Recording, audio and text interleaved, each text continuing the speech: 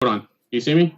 What is going on, everybody? We can see Adam because he keeps asking me if we can see him. And we are live. Oh, we're live from Adam's grandma's basement in our studio here at the PAckBuster house. Adam's got all of his snacks from Fruity Pebbles to hamburger buns, and we're about ready to get this thing started. We've got a very special guest today, but before we get to that point, we're going to roll our super cool, awesome intro, and then we're going to have some fun. Tons to talk about.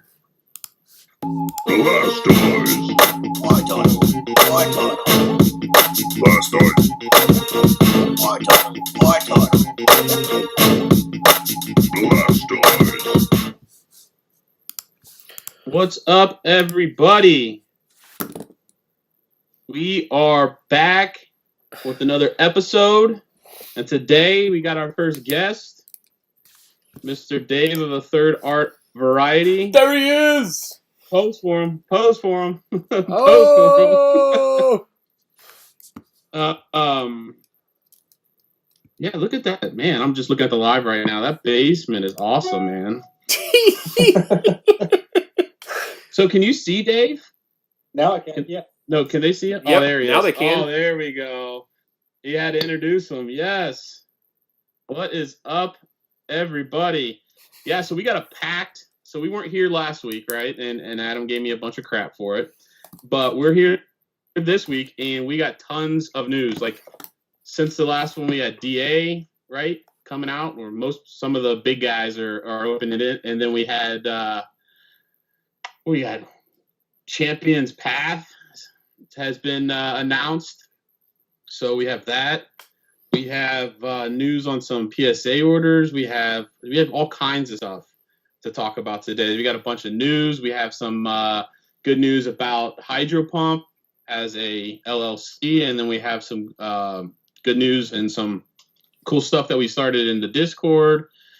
So we got a bunch of stuff, but I think we'll do what we always do, and we'll start off by some sales and purchases, kind of where we are at, both kind of like what we've sold individually, which isn't much anymore, and kind of what we've done together. So I know that we kind of reached that selling point for, was it Fates Collide? Was it Fates Collide? Primal Clash. So yeah, we reached that for Primal Clash, and then we got sold out of that. It means it seems like once one box goes, it's the whole lot. So that happened. I kind of sold a little bit more of my PSA cards that I had up for sale on my eBay page. Kind of just, I haven't put anything up new since we've been going Hydro Pump, but so I've sold out a couple of that. I did win a raffle though. Won a couple raffles for some shadowless base set. Like I'm in my basement. I got crap all through the pregame show that you guys don't get to watch, but I got crap just because I'm in the basement. But so I can't show you, but they're basically shadowless, just blister packs of base set. I think those are like 1,500. I don't know, but I won an art set, and then I won another Hydro Pump one, or Hydro Pump. Blast Boys one. Sorry, and then I also won a base set 2 box from a raffle from LA Collectors. Yeah, cost me a whopping $350. And that thing's worth probably like $7,000. So I won that on a raffle. So that was my huge raffle win. I'll show it off. I have a sales and purchases video that's supposed to come out sometime next week, but I don't know if that's going to happen. But I'll show you the box and stuff, and we'll talk later about. We have really, really cool plans for that box. And then what did Hydro Pump sell the first one of? We sold our first what, Adam? We sold our first mystery box to Yes. Mutant Mr. Hyde. So he unveiled it, was super happy with it. We do have those available on the eBay, but if you're watching this, you probably know how to get a hold of us another way. So hit us up. We're only doing modern ones right now because the vintage market is all jacked. So if you're interested in those, we're doing them at $250 and $500 as of right now. Yep. And so those are pretty cool. PSA cards, sealed boxes, all sorts of craziness. And we can do our best to kind of cater to you guys. I know on eBay you can kind of get a description of we gave like a generalized description on what we include in those, but those can always change.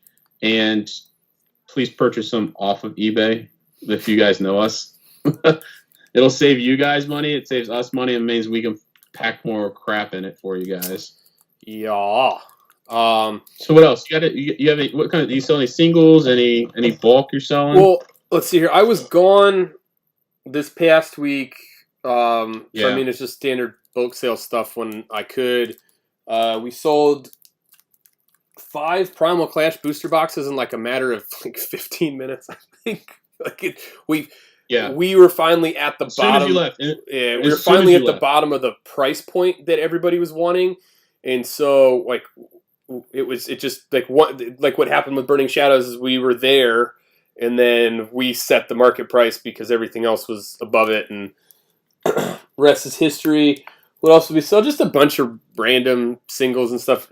We have, I think because I've been organizing everything because I finally got all the organizational boxes and stuff.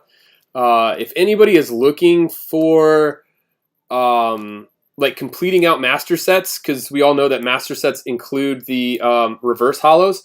So we're sitting on something like 4,000 reverse hollows the last I had counted. So if you're looking for stuff for your sets, like let me know. And I'm selling them at like a halfway decent bulk price.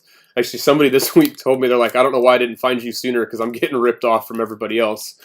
And I think we helped 2 people finish master sets this week with like 50 card orders and stuff like that. So just kind of little odds and ends and just setting up and counting stuff. What do we do? Sending out like 300 cards-ish, maybe just below 300 card PSA order tomorrow for a bunch of people and for us. But it's cool. I mean, we bought somebody's like complete extras set of Hidden Fates. Ran us a pretty penny, but it'll probably be, halfway decent return in the end. And, just kind of doing all that. Lots of DA orders still coming in. I think we said we have 3 cases left outside of what we wanted for ourselves. 80 plus 6. No, we have 16 boxes left of DA if you guys want to pre-order. So let us know. We got 16 boxes left, $95 a pop shipped. I know the big burning question is that those will probably ship the day before, the day of release, because that's probably as soon as they show up here, like no less than 12 hours later, I will be at the post office dropping all that stuff off. So be patient. It's going to be fun. The set's going to be cool, even though the bombs were dropped. I know. Definitely. I mean, there's people in the. I think Henry was like, he needs Hidden Fates reverse. We have so much bulk now that we like. If you're trying to find onesie twosies to complete sets, make sure you contact Adam, because odds are we have it somewhere. Like he said, he just got a bunch of organization stuff to this week. So, and we're continuing to get in bulk. So make sure you contact us first, because that's probably before we ship something you want in in one of those bulk $100 bulk or not $100 but 100 pack or 100 card packs. Make sure you let us know so that we can get those for you. But I think that's about it for like sales. I know in 2 weeks, obviously it's a big thing because it's DA release and stuff like that. So, but this kind of leads us into the news. So first and foremost in the news, we did finally get all the strings tied and all the T's crossed and I's dotted for our distributor access. So we are officially have a distributor, and we officially have access to help you guys out. So with that being said, I'm going to, before we kind of jump into DA and like all that type of news, I did want Adam, because Adam was the one that talked to our distributor, our rep, on the phone. So I kind of wanted him to be able to kind of let you guys know like what we have available, because it's not just like new stuffs and it's not just Pokemon cards. So we wanted to kind of just give you a rundown of what you guys can expect from us, or what you guys can expect for us to be able to help you out. So the floor is yours, Adam. All right. So we got into it. Talked to the guy. I was actually at work. We were at sea, and guy gave me a call, and I was like, I got a couple minutes. And a couple minutes turned into maybe a little bit over an hour that I talked to the guy. He was super excited to have us on board with them. He had asked, like, why we're doing what we did. He thought that our kind of business model was really cool, and that like we kind of started this to be a business by content creators for content creators first before anybody else. So he thought that was cool. I talked to him about how it just sucks that everybody's, just goes to the store, they buy it, and then they flip it for way more than what they bought it for at Walmart, not giving, people opportunities. And we had just said, hey, like, we're just trying to, help some people out that can't always like get into what they need. So we had a long conversation about, we talked about pre-orders first off.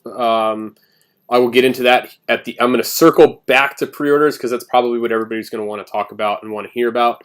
But we can get right now, cards wise, it's just Pokemon. The thing with, they don't carry Dragon Ball Super, and they don't want to be, Magic the Gathering and Yu-Gi-Oh! You have to have a brick and mortar location to order from it, so we're not going to have access to that, and that's Konami and Wizards of the Coast both mandate that, so it doesn't matter if we get on board with somebody else, then it's going to be the same across the board. Hopefully, I know Tim's in here, hopefully in May of next year-ish timeframe, April, May, June, we actually have the first HydroPump brick and mortar store. That's the goal. So then we, open up the floodgates to a lot of that other stuff.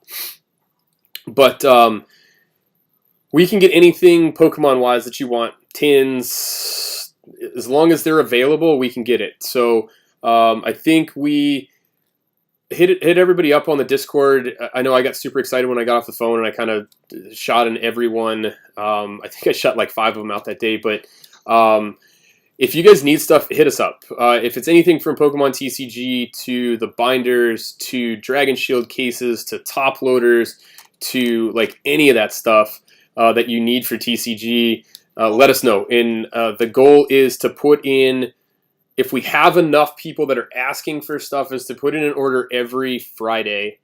And then hopefully it can get to you by the following Friday, if not the following Monday. And we're trying to keep orders to $500, so that keeps everybody's stuff down, because if we order $500, the shipping's free. So no Cosmic Eclipse booster boxes, but I can guarantee you that we can get the sleeve blisters, which I think, and Adam will agree with me, have the best pull rates. Absolutely. So we can get those, but if you need stuff, let us know. All right, now, moment of truth. Everybody wants to know about pre-orders. So, and probably more so CP. So Champions Path was announced this week on Thursday, and that's the big question that everybody has. So we put it up on the Discord about pre-orders. So we were warned not to go crazy with pre-orders. And if we were going to take pre-orders, that there needed to be a big caveat that said we may not be allocated the amount that we want. My initial to them was to Dave makes me think of Will Ferrell talking about Baby G. Dude, you guys are cracking me up. I'm sitting here like Dave's I'm watching Dave in the upper left hand corner like cracking up, and I'm like, what the hell is he laughing at? So they told us to be careful with it, because last year with Hidden Fates, like, allocations were off. We don't exactly know what's going to be in there, so, or how much they're going to make. It's going to be at least allocated in the numbers that Hidden Fates did. They don't foresee Pokemon making the same mistake they did last year with misallocating or misprinting. Oh my god.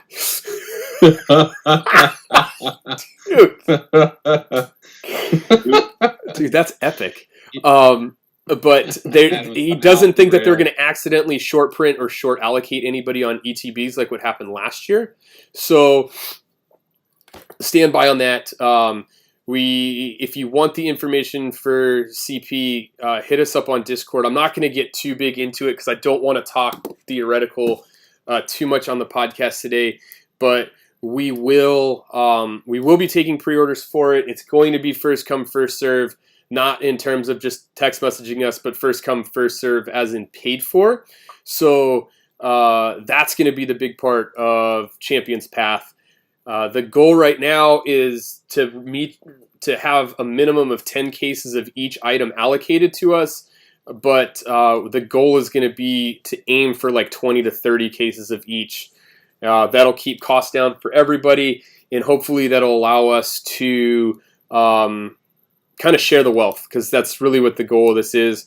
As of right now, for the first 10, we're going to keep it to a case a person. If after the first 10 are already allocated and it looks like we need to do a lot more, and we know that we're going to be allocated more, we might drop that down to 5 apiece, but not going to deduct from the people that pre-ordered the cases initially. So stand by for that. If you've got questions, hit us up on Discord or Instagram. But I'd like to try and keep the sales stuff to Discord the best I can to keep track of it, because good Lord, the amount of messages and stuff that fly through. Pogo Dad asked about Ultra Prism boxes. They put us in for a case. They hadn't received them yet, so we're waiting to hear back if we got it. We were kind of late to the party on Ultra Prism, and we were also late to the party on DA, not DA, but the re-release of the tins. So I don't know if we're going to get extra Hidden Fates tins or not, but we no. And then Jose, no, we're talking. We have cases available of Darkness Ablaze for sale, but we're talking of the new holiday set, Champions Path, that was announced on Thursday. Oh my god! Dude, what is he doing? This is great, dude. This is exactly why we asked Dave in here. Pokeball was like GoldenWartortle's playing Candy Crush. No, I was like trying to get the scream out to different Discords. Do you still take trade-ins with kidneys? No, we don't. So the big caveat with Champions Path, because of how big it is, we're not going to accept bulk trade-in for Champions Path. It's got to be cash. I'm sorry if that is going to hurt people if they're purchasing it, but it's just going to be too hard. It's going to be too desirable, and we just want to make sure things are paid for up front. But I'll take all major organs for DA. But yeah, there's obviously gonna be extra boxes of DA. And we'll be able to order more.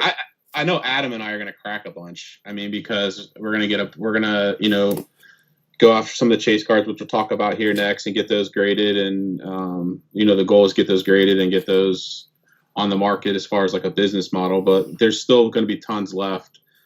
Well, I guess not tons, but there's still going to be left if you guys hadn't had a chance to pre-order from us and want to buy from us.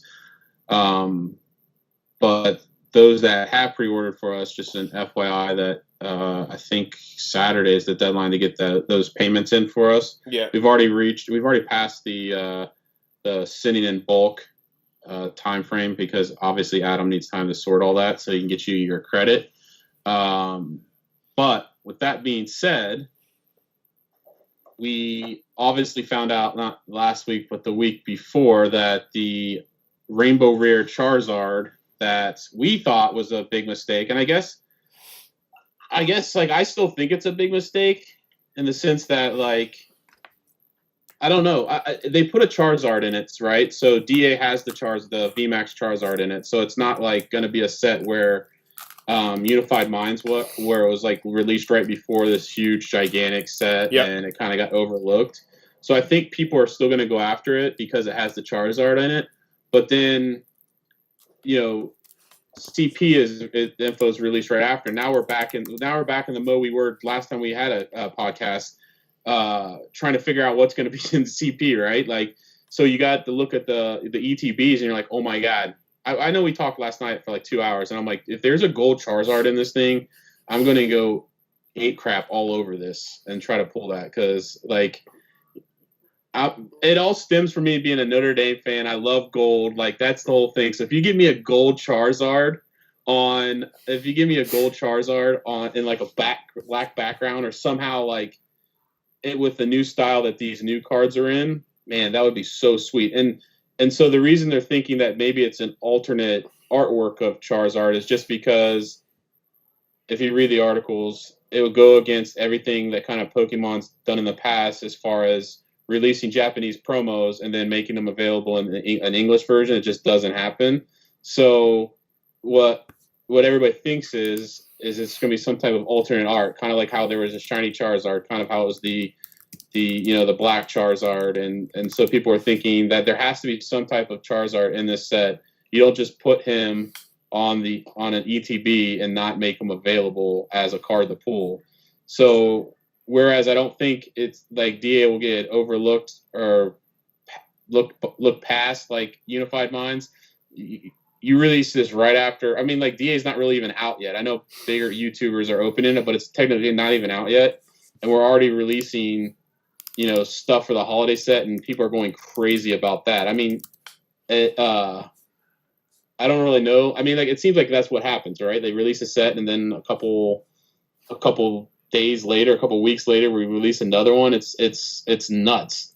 Dude, sorry, I gotta interject right now because I had to do this and I didn't do it earlier. What's up? To the first Charizard VMAX sold for $500 yesterday. The English one, the regular. Raw? Obviously, yeah. Obviously, because it can't get graded. Well, that's what you do, though. Like, I mean, like, stupid. As much as people tell you not to go in there and buy right away, because like literally in a couple weeks when it floods the market, it's probably going to be like an $80 card or whatever. Yeah. That's why people love it. I mean, people open them so fast and then they try to put them on the market raw so that they can sell them for $500. Consistent around 230, 250, but the last one was $500. But it's nuts. That's bananas. So yeah, I mean, so that's so it's still a desirable set. People are still going to open it, but at the same time, you have this big, cloud over everything now, and it's called CP, and it's going to be. We think it's going to be crazy. So I still think. I don't know. Maybe they had it. Maybe they had a plan all along about what they were going to do with the Rainbow Charizard, but I'm not as mad now seeing all the artwork and stuff for the new CP. Like, I think it's going to be nuts. And the fact that we're going back to back, it's just hectic. Do you know what I mean? It's like people that spent a bunch on DA, they're like, oh my god, now this is coming out. Now I got to pay for another set that's just coming out. We did it last year, though.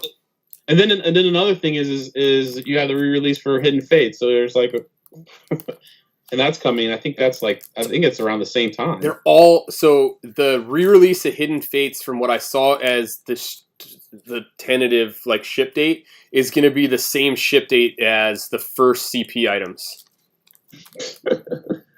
Just crazy.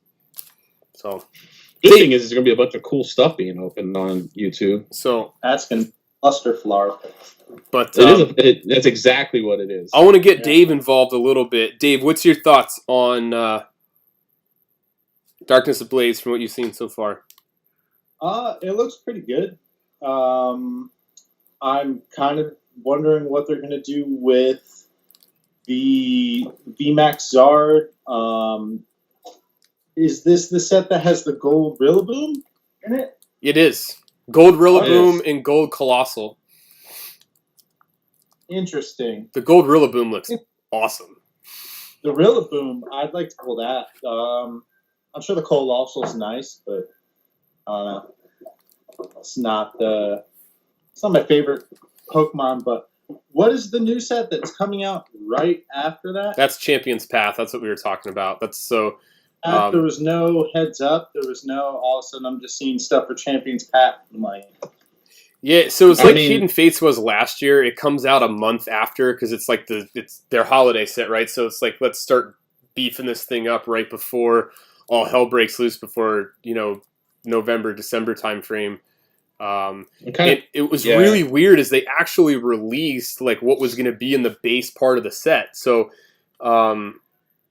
like almost the whole set has been, at least from the 2 press releases I read, was almost all been confirmed for the base 70 cards, but we don't know if the Tag Team All-Star stuff that we missed from last year is going to be a subset either, because the first press release that had stuff direct from Pokemon said that we were getting the Tag Team All-Star stuff, but that's nowhere to be seen in this most recent one. Yeah, and obviously there's going to be a Charizard or something, right? It's going to be either an alternate art of the we get the purple one. We get the purple one anyway as the promo. Huh? We get the purple one as the promo. You get it. So that's going to be, that's going to be even more sought after than the same class birds, and I like that card. I think they'll make an alternate art for that in the set after. They seem like they're going to string this one along. There's going to be some kind of Zard. They already used the art for the packaging, but I don't know. I know it's gold. It's gold.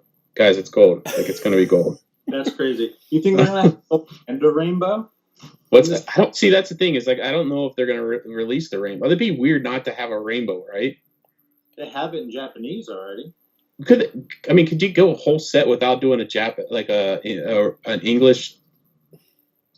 Do you know what I mean? Like, there's got to be a rainbow VMAX, like in Sun and Sword and Shield, right? Like, I mean, you can't just go the whole and not have it. So, or full art, I would like to see of the V full art, the one that's pink or whatever. Yeah, that's the promo for the ETB. So every ETB is going to come with that one. Holy crap! Yeah, ETBs are going to be really expensive. That's gonna. I mean, that's what everybody's going for anyway, and like, people want a bunch of those, and people are going to hold a bunch of those sealed. I mean, people don't want to make the same mistake that they made with Hidden Fates. They're going to eat up those ETBs like crazy. And I'm a collector, and then Adams are a pack opener, so I want to keep a case sealed. I mean, that's how I am. But I'm definitely going to open some. I'm gonna be chasing that whole set. I can't. It's just gonna be awesome. I mean, I still have Hidden Fates ETB sealed, so you can't hit me at that. What? I know. I mean, okay, you got one thing sealed back there. But yeah, it's gonna be nuts. Do you know what I mean? Like, I think we're finally getting. There's been no talk about like amazing rares yet. There's been no talk about. I mean, a few months ago they talked about the tag teams being in it as the like subset. I guess it would be like the new subset, which was the shiny vault. So who knows there? I mean, who knows what that's going to be? I mean, I don't know. I don't even. It's just interesting because the shiny vault all had the same art, right?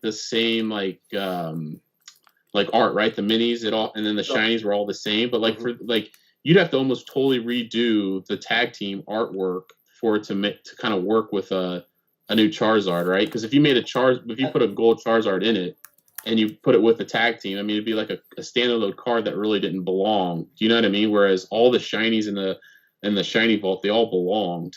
I don't know. It'd just be weird. It's everything's speculation now, right? I just want.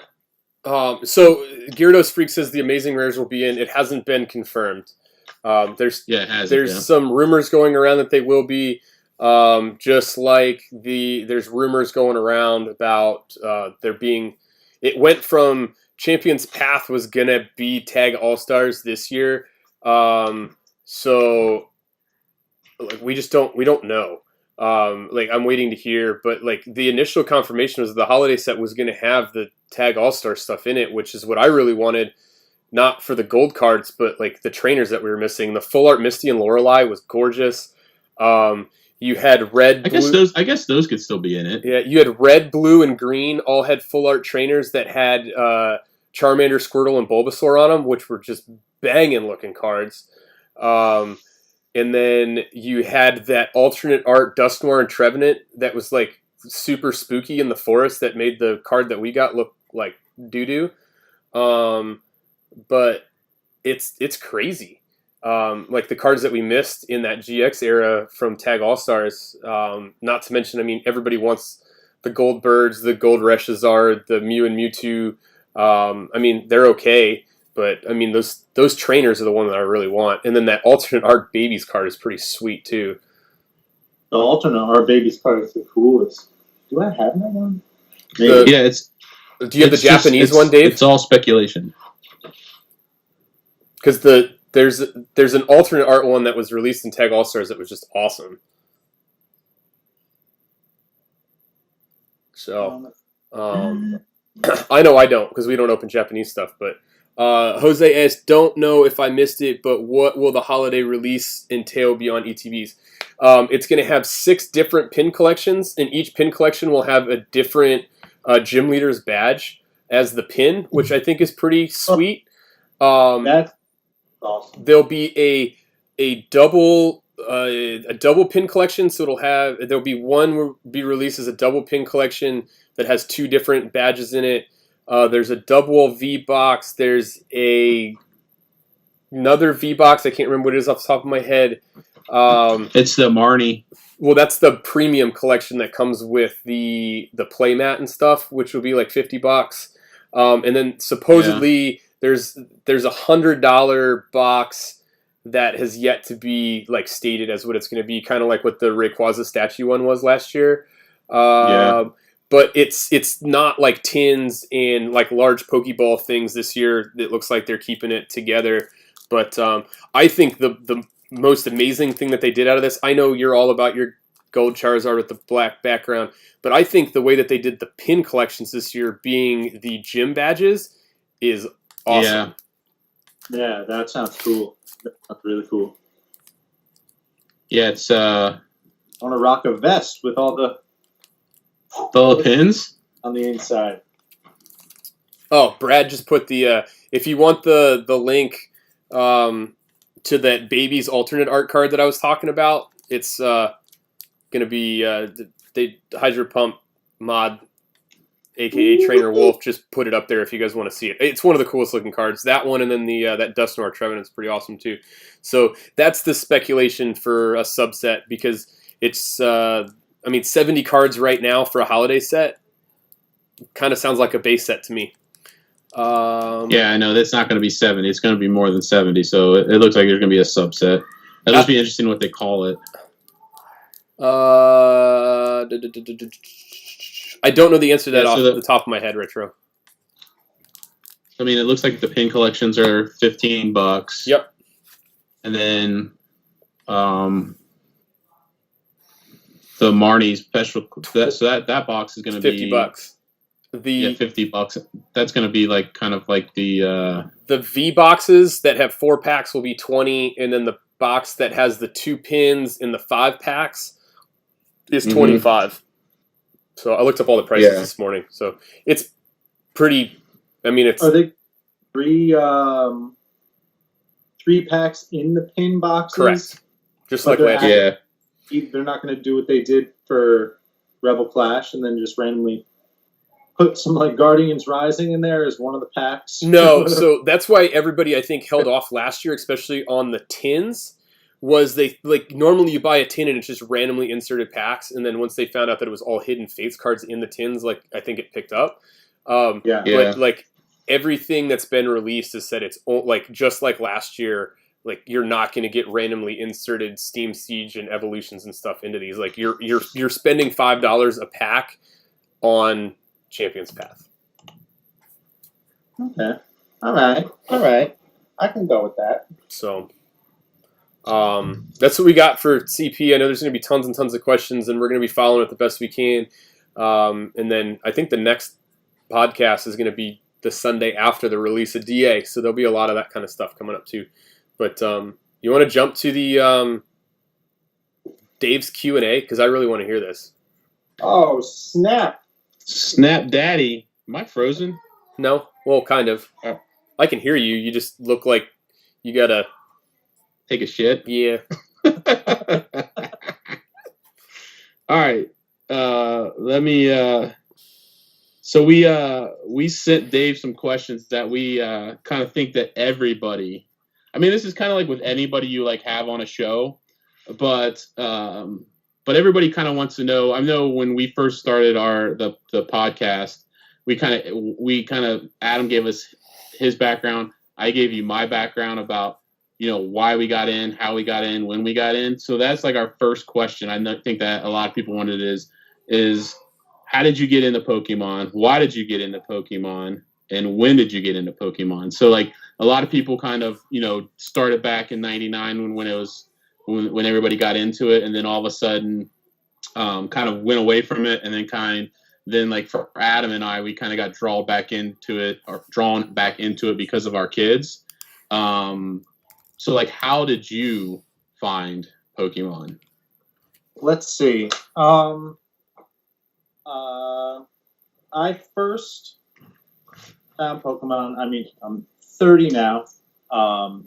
Probably about when I was maybe 9, maybe 8, between 2nd and 3rd grade. I had a friend who was 1 year older than me, and he randomly came in one day with like a Pidgey or a Rattata card. And I was weirdly drawn to it, and he came up to me and was like, "Yeah, this Pokemon and all that stuff," and it had just come from Japan to the United States. And he gave me a couple cards, and I liked the heck out of them. And it's kind of weird because then I started thinking of like, what would cool Pokemon be? Like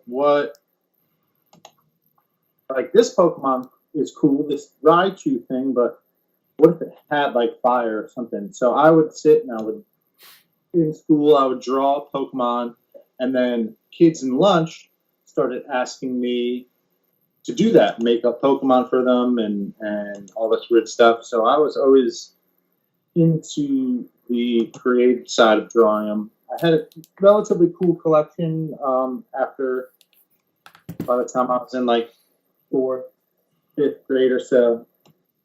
But let's see. Most of those cards, my job sheet. I'm mostly just trading cards with kids. That's kind of how kids would bond. You'd see a kid with a binder, and you'd be like, "Is that Pokemon?" And you'd be like, "Yeah." And then you were now buddies with this weird 8-year-old down the block. And I'd get cards. My dad would get me some random ones. He didn't know what Pokemon was. They didn't really ask. Really, like, I'd be like, it's Charizard. He's like, bah! And they'd be like, "Oh, okay." He'd be like, "All right, just point out what it is, and I'll get you that." So I would get some, which is weird to think of now because all the cards I had were these like really weird, precarious, hard to get Japanese cards from like flea markets and stuff like that. And my first official card that I ever bought from a card shop was a first edition base set Growlithe, and I don't have it anymore. I think it was like $6 or something at the time in a top loader. Way overpriced, even when at least for back then. Now it's expensive, but even when we were getting it, I kind of like, my mom was like, "Hey, do you want this one or this one, this one?" And I just kind of pretty much looked at the one that wasn't $50, and I was like, that one. And I had this Growlithe for a super long time. I think I lost a ton of my cards in a Manchester United soccer camp because I used to bring them pretty much wherever I went for some reason. Oh, wait a minute. So you played soccer?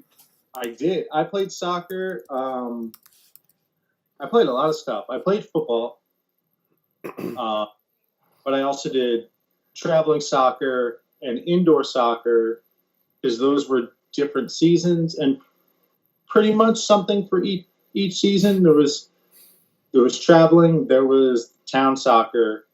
Those were kind of back to back, and then in winter, I eventually started playing indoor soccer, and that was. So where did you grow up? Like, I know you're in Cali now, but where did you grow up playing soccer?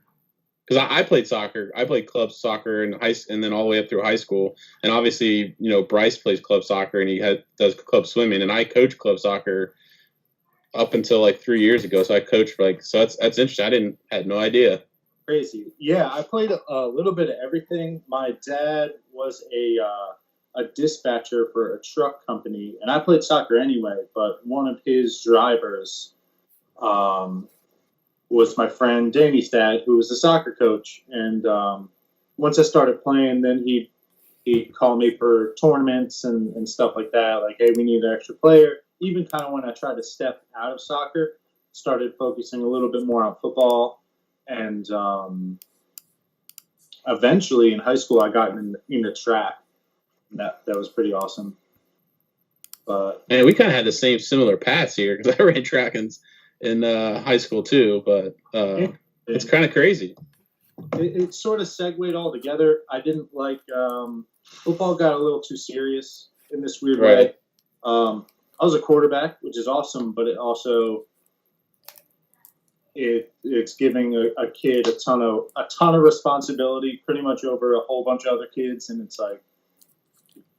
So was there a time where you kind of like stepped away from Pokemon and then just came back like recently? Sort of. I always took really, really good care of my cards. Right. So I pretty much had them, kind of put them away. And then I think around 8th or 9th grade, I found my cards again. And my buddies and I, for the shortest time, started battling. But this was around, it might have been like the second or third generation coming out. So it was the first switch of Pokemon starting to become like strange, where we're like, who the heck is this? Like, this isn't Pikachu, this is Pichu. Who the heck's Pichu? So it was kind of like over time, I like it more, and the new Pokemon that come out, I'm like, all right, that was pretty cool. But the first time they did it, I was like, no. Right. And then my one friend started getting new cards, and then me and my other friend were like, yeah, no. So that's more or less probably around summer 7th, 8th grade is when I focused more on skateboarding and stuff like that. That's kind of when I got into that stuff. But even when I did have my cards, I just kept them nice. I would look at them sometimes, and I don't know. I had to do something. I had to go outside, so I didn't really do anything with them. And then I've had them forever. Found them again after we moved or something like that. But to answer your question before, I grew up in northern New Jersey, and right between the border, it's this little town called Vernon, a little mountain town. And so where would you buy Pokemon as a kid? So like most of us that grew up in bigger cities, we're talking about like Toys R Us and stuff. So, I mean, I even found packs at like 7-Eleven and stuff, like, the corner stores. Yeah, I went to but like, where do you first remember buying packs from? Well, I was up in the middle of nowhere, but then when I started going to school, kindergarten to Pokemon came out when I was in 3rd grade or something. When I was in 3rd grade, I was in Bergen County, which is closer to the city, more populous, and there's stuff there. There's things, but I would never really hang out. Like I would get cards from one of the card shops. We'd also go to this really, really trippy flea market in kind of by the Pine Barrens in Pennsylvania. It's this huge indoor-outdoor flea market, and you could pretty much buy it. I got my first BB gun there, and all this odd, precarious items. But people would sell Pokemon, and I didn't really have like an overabundant collection, but I had some really good cards that nobody had ever seen, just because I got them at these very strange places. Which is crazy because I think I remember Adam and I talking last week, and I was just like, "Have you ever been to like garage sales or like flea market?"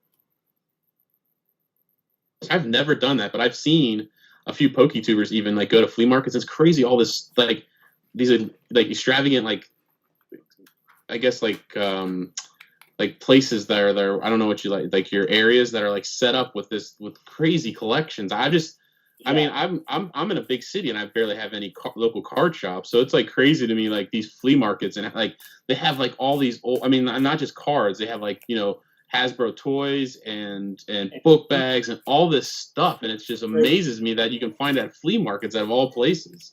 Yeah, I mean, you have to do some digging. Usually, there's like it's a huge field, and you might not even find where the Pokemon cards are. It's not like there's signs or anything. Right. Yeah, I think actually. Oh yeah, Gunny knows the flea market. He just popped up in the comments. He's like, that flea market was the bee's knees because it was. Yeah. Huge indoor actor. They had the big barrels of pickles and stuff like that. And it's crazy. It was always hard for me to collect though because I've always been. I can't choose one thing.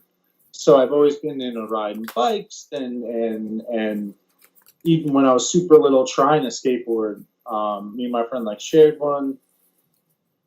And I liked Pokemon. I'd watch a show, but I'd more do that down at my mom's house at Bergen County. And then I'd actually hang out with my friends up in the middle of nowhere in Vernon. So when I pretty much hung out with my friends, we were outside, we were in the woods, we were going on hikes, we were riding bikes, we were building jumps, and Pokemon. So when I go to school. So did you end up when did you start getting serious about skateboarding? I know everybody wants to know that. Like, how long have you been skateboarding? You show off all these videos and these clips, clips on Instagram, and then these videos on YouTube. I mean, I told you about the story. Was it 2 weeks ago? Bryce flew into my car because he was on a Razor scooter trying to do a trick like you that he saw on Instagram, and he's like, dude, don't be mad. There's a mark on your car, but I was trying to do this trick I saw Dave do, and his knee was bloody, and there's a dent in my car. So but when did you start doing that? Let's see. I mean, I've had that incident happen. That's whether or not you're just okay with the pain, but I've always been into things like that, like the X Games. One of my own hairs in my mouth. Nice. Let's see. 1999 was the year Tony Hawk landed the 900, which is 2.5 spin your body, 1 rotation, 2 rotations, 720, and 1 extra 180-degree turn, which makes 900 degrees, and it was insane. And he's about my height now. It had never been done before.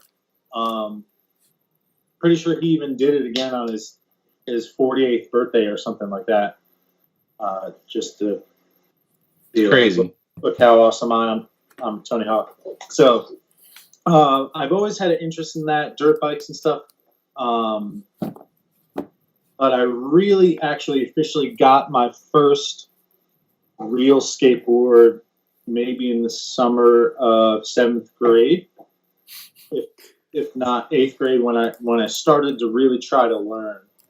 And I sucked for a good year, maybe 2, and had my first board. It was a blind Rodney Krieger, which is he's an old school skater. I think he still skates, but had that forever until it was waterlogged and warped and all messed up. And then I think there's a company called Girl, and I think that was my first. I finally snapped the blind board when I was maybe in my freshman year, and that's a big especially when you do it on accident. It's like a big monumental, like, oh, I broke a board.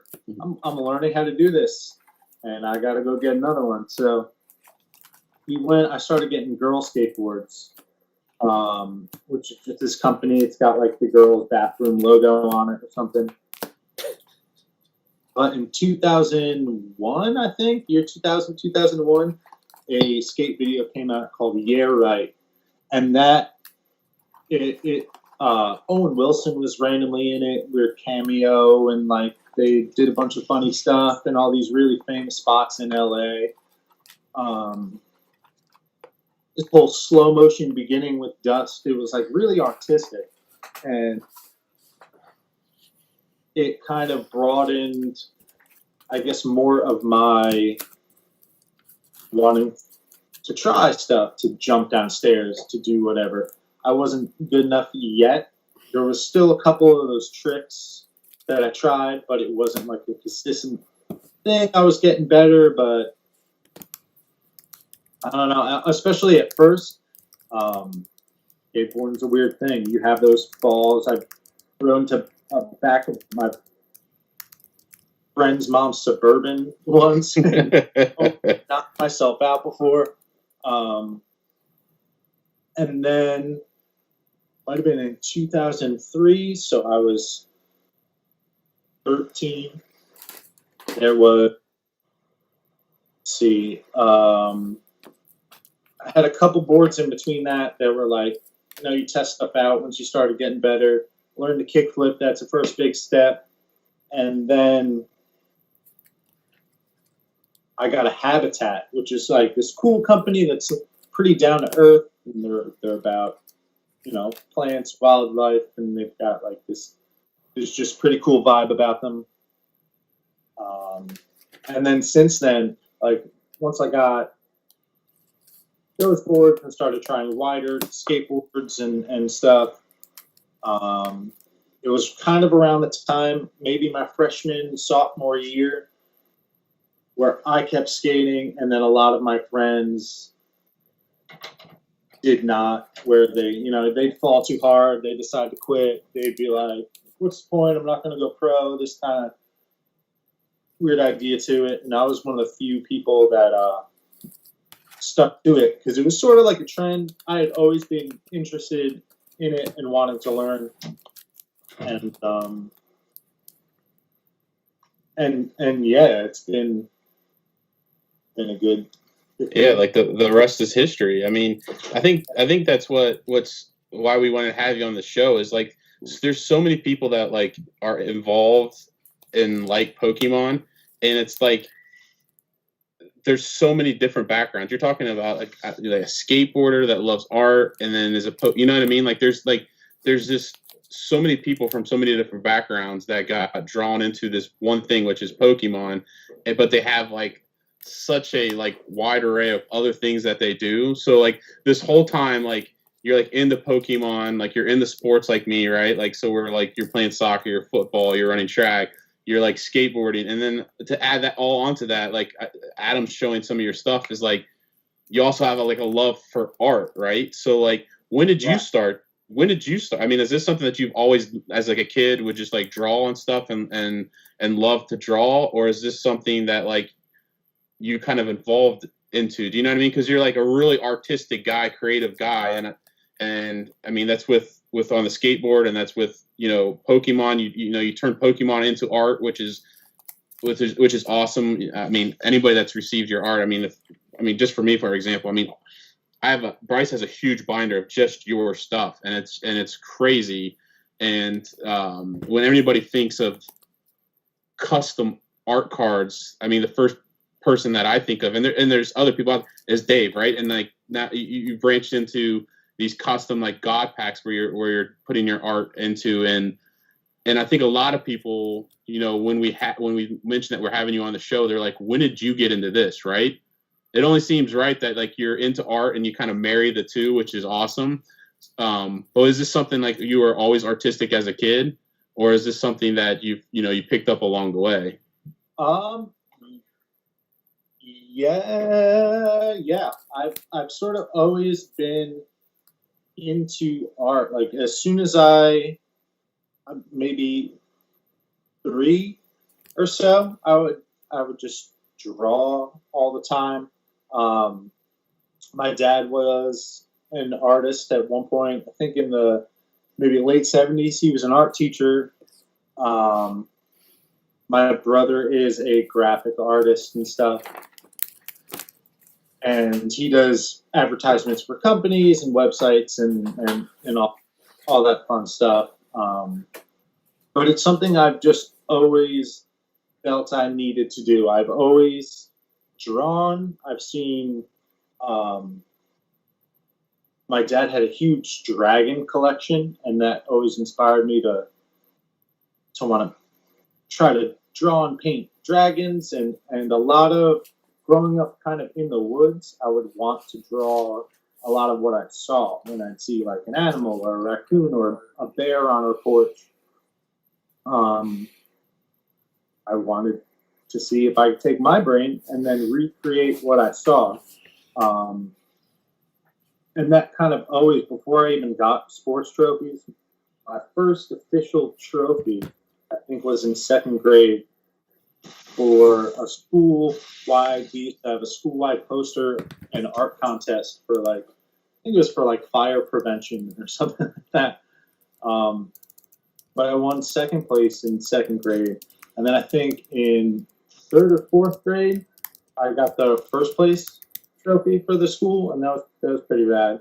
It was like K through 4 or something. It wasn't that crazy, but to me, what's fascinating is I can't even get that side. Like I've always commented, like when I see your art videos, like your time and lapse videos, like I can't even access that part of my brain. Like it's true. Like I'll sit there and I'll start to draw something, and it always turns out to be like a stick figure. You know what I mean? Like it's.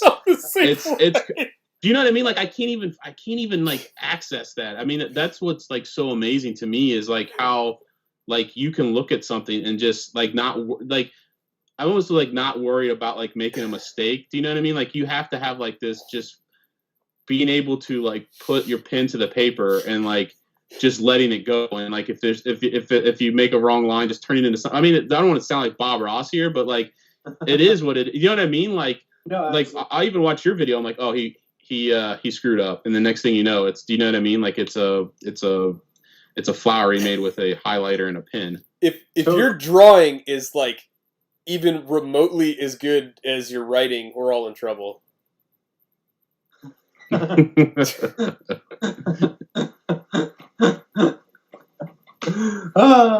comedy gold.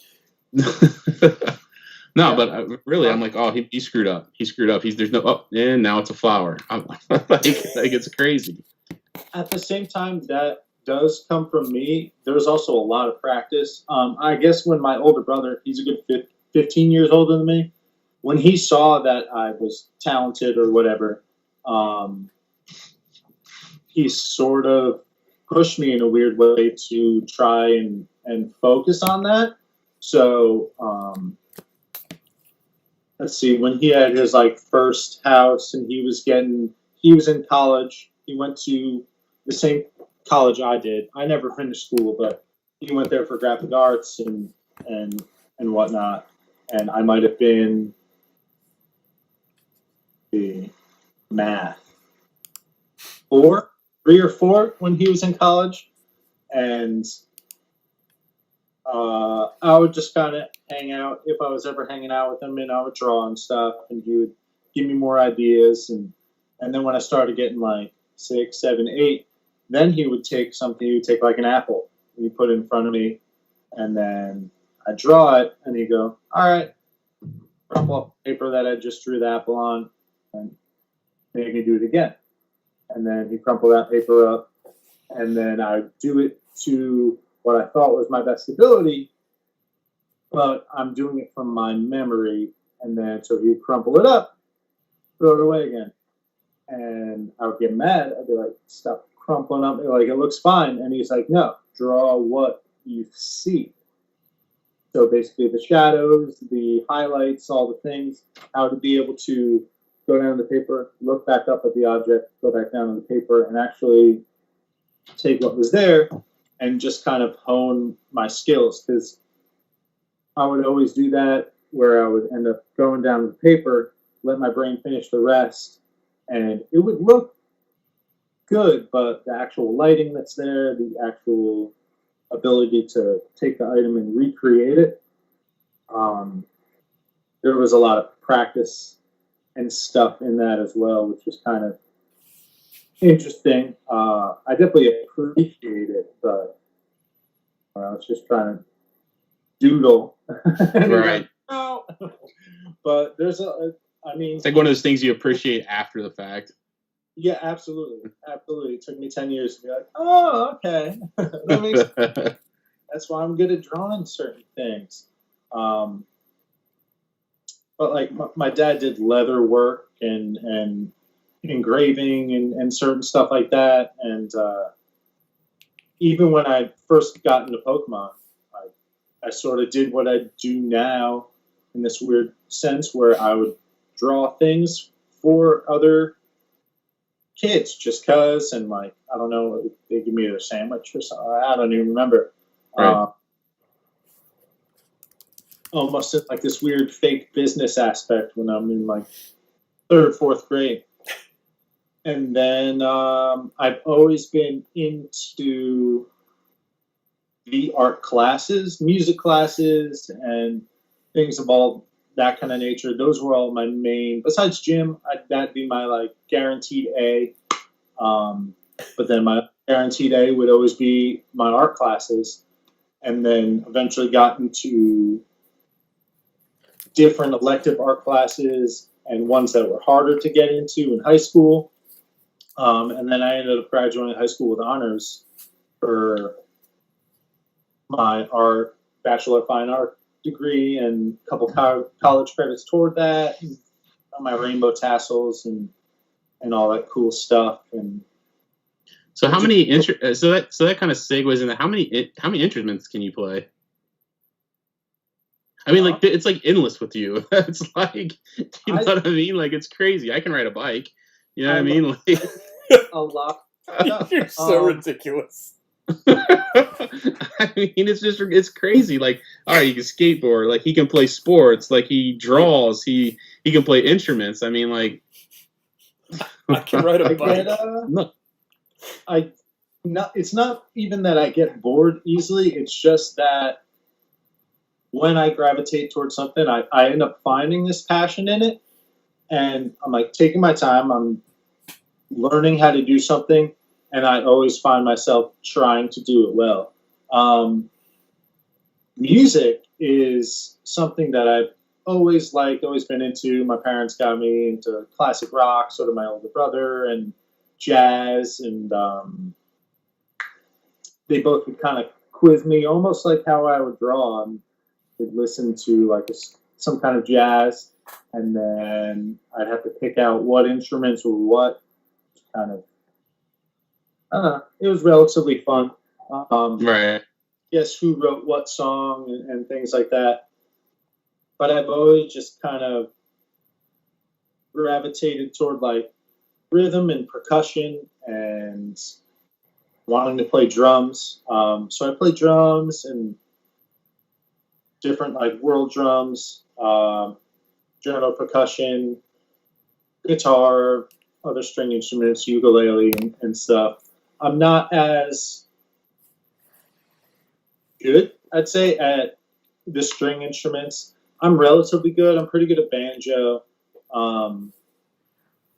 but it's just a matter of me sitting down and taking a lot of time. I guess around maybe 8th grade, I did I'm going to try to learn guitar, you know, like playing Crazy Train and weird stuff like that.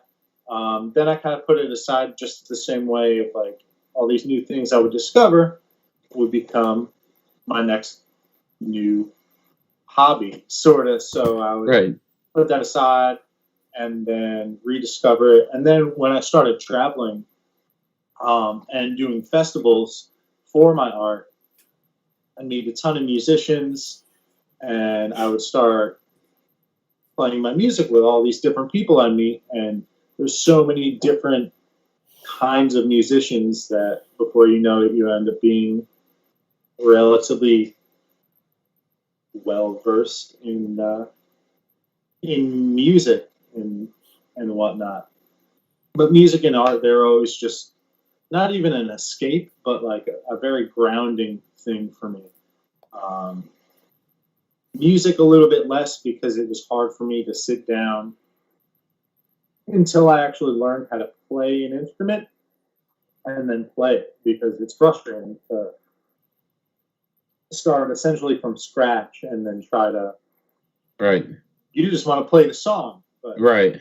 learn how to do it. And then obviously it became a lot more fun once I can just sort of play with people. Right. And just jam stuff. Like I just like to make music with people just for fun. And I've had some pretty cool opportunities and some recordings and met some music producers and stuff. But it's just sort of like everything I do, I have to pick like some kind of main focus ish. I guess that's probably one of my main problems is that like if I focus on a certain thing, I'll kill it in that, but there's all these other things that I also need to do at the same time. Right. Adam, you have a question? Someone actually asked a question in the chat. They didn't ask it. I got the text message sent to me. But I'm going to two-part this one. So I know the answer to one of these questions already, but I'm sorry, I didn't see all the questions, but this is one that I think a lot of other people would want, and I think I purchased a book by said artist at one point. So A, who is your favorite artist? And B, the question that I got via text messages, because your art looks very familiar, I think is why you asked the question, is do you know the artist that goes by the handle of Jury? It's not ringing a bell, that artist's name, but he does like custom. Here, I'm going to put it up for you so you can see it. I guess he does like custom art like on dollar bills and stuff like that. Okay, I've seen his stuff before. So, yeah. Interesting. I never knew his name, but I've definitely seen his work before. Okay. What's the first question? Your favorite artist? That's kind of hard to almost say. It Yeah. would definitely have to go, like, there's so many different aspects and levels to the art world. Right. That it's really hard to say. I love doing like a free flow kind of open sort of painting. Yep. But then you also have like visionary artists like Chris Dyer and Alex Gray. Yeah. And Alex Gray is definitely one of my favorite artists. But the difference is, and sometimes I do focus more on visionary art where it's from your head. It's you've seen it, but you may not have seen it in certain ways. Could be from a dream, could be realistic but surreal. There's a whole bunch of aspects to it. Could be more of a metaphoric painting and things like that. And then there's contemporary art where it consists of anywhere between oil painting something that you see on a table, a bunch of fruit, or it could be something as simple as pencil drawing. It really, and then there's modern art that is on a whole completely different spectrum in itself. So I'd say I like to use pencil a lot. Yeah. But it's weird. I like to use pencil and pen. But sitting down to do one of those drawings is just something I have to do every so often. Yeah. One of my favorite artists, though, is probably Salvador Dali. So just because. Yeah. It's just funny because I remember when I first saw your art that I think I even said it to Christy. I was like, this guy needs to start doing drawings for Tool albums. And then you sent me that, like, I had asked you who your favorite artists were because I was trying to pick something out for you for helping us last year with the all this, everything that you did for the charity event. And then I was like, I never knew who did the artwork, right? Like, I thought it was like ridiculous. And then I started looking into it, and I'm like, you've got to be kidding me. Like, because of watching what you do and the art that you put out, I was like, man, like, I know that he's drawing from, like, I know that he's taking like inspiration from this. And it was just really funny that, like, when I went back to it, I was like, Chris, do you remember that comment I said, like, Dave should be doing like Tool album art? And she's like, yeah. I said, that Alex Gray guy that, like, we looked up, like, for his book and stuff, and like where he drew his inspiration from, like, that's the guy that does the art for the Tool albums. And she's like, well, that's kind of crazy. It's super crazy, especially if you start to really dissect what's in the painting, and place it came from, or the thing that happened that really brought this moment, and then he's almost exhibiting it in like a molecular way or a complete energetic way. Mm-hmm. It's some heavy stuff, especially the Tool art and the Tool videos and stuff. Yeah. It's ridiculous. And I've done a lot of pieces like that. But when I would do a lot of shows, I would bring some with me. Mm-hmm. And those would pretty much either sell or I'd give them away or something like that. Yeah. Anything that I was painting live at the place, it was very rare that I still had it afterwards. So there's paintings all over the country that I did, murals and stuff like that. And I don't know. I'm never gonna see them again. But so I guess my next to kind of segue into, so you have all these different talents. So was it a mixture of all these different things that led you to create your YouTube channel, or was there a specific, I guess, for lack of a better term, thing you did that was it for Pokemon? Was it for skateboarding? Or was it just kind of to showcase everything? The question of questions. Well, this is he might be in the comments, River Dragonheart. Even before that, I had a buddy, Chris. We had an old school YouTube when I was in 7th and 8th grade. My one buddy Garrett used to do skits, and we wrote a full-length movie once and filmed it, and it was. So that's somewhere in the archives of YouTube? Oh yeah, I have. I'll even write them down so people could do some funny hunting, because I have some old channels that you'll end up finding comedy gold on, just because they're that ridiculous, and you could see young Dave doing some weird stuff. But we film snowboarding, skateboarding, all my old ones. Yeah, see Gutty's there. And then traveling, we have music. Wow, it's crazy. If I had one YouTube, I probably have 1 million subs by now, just because of how much.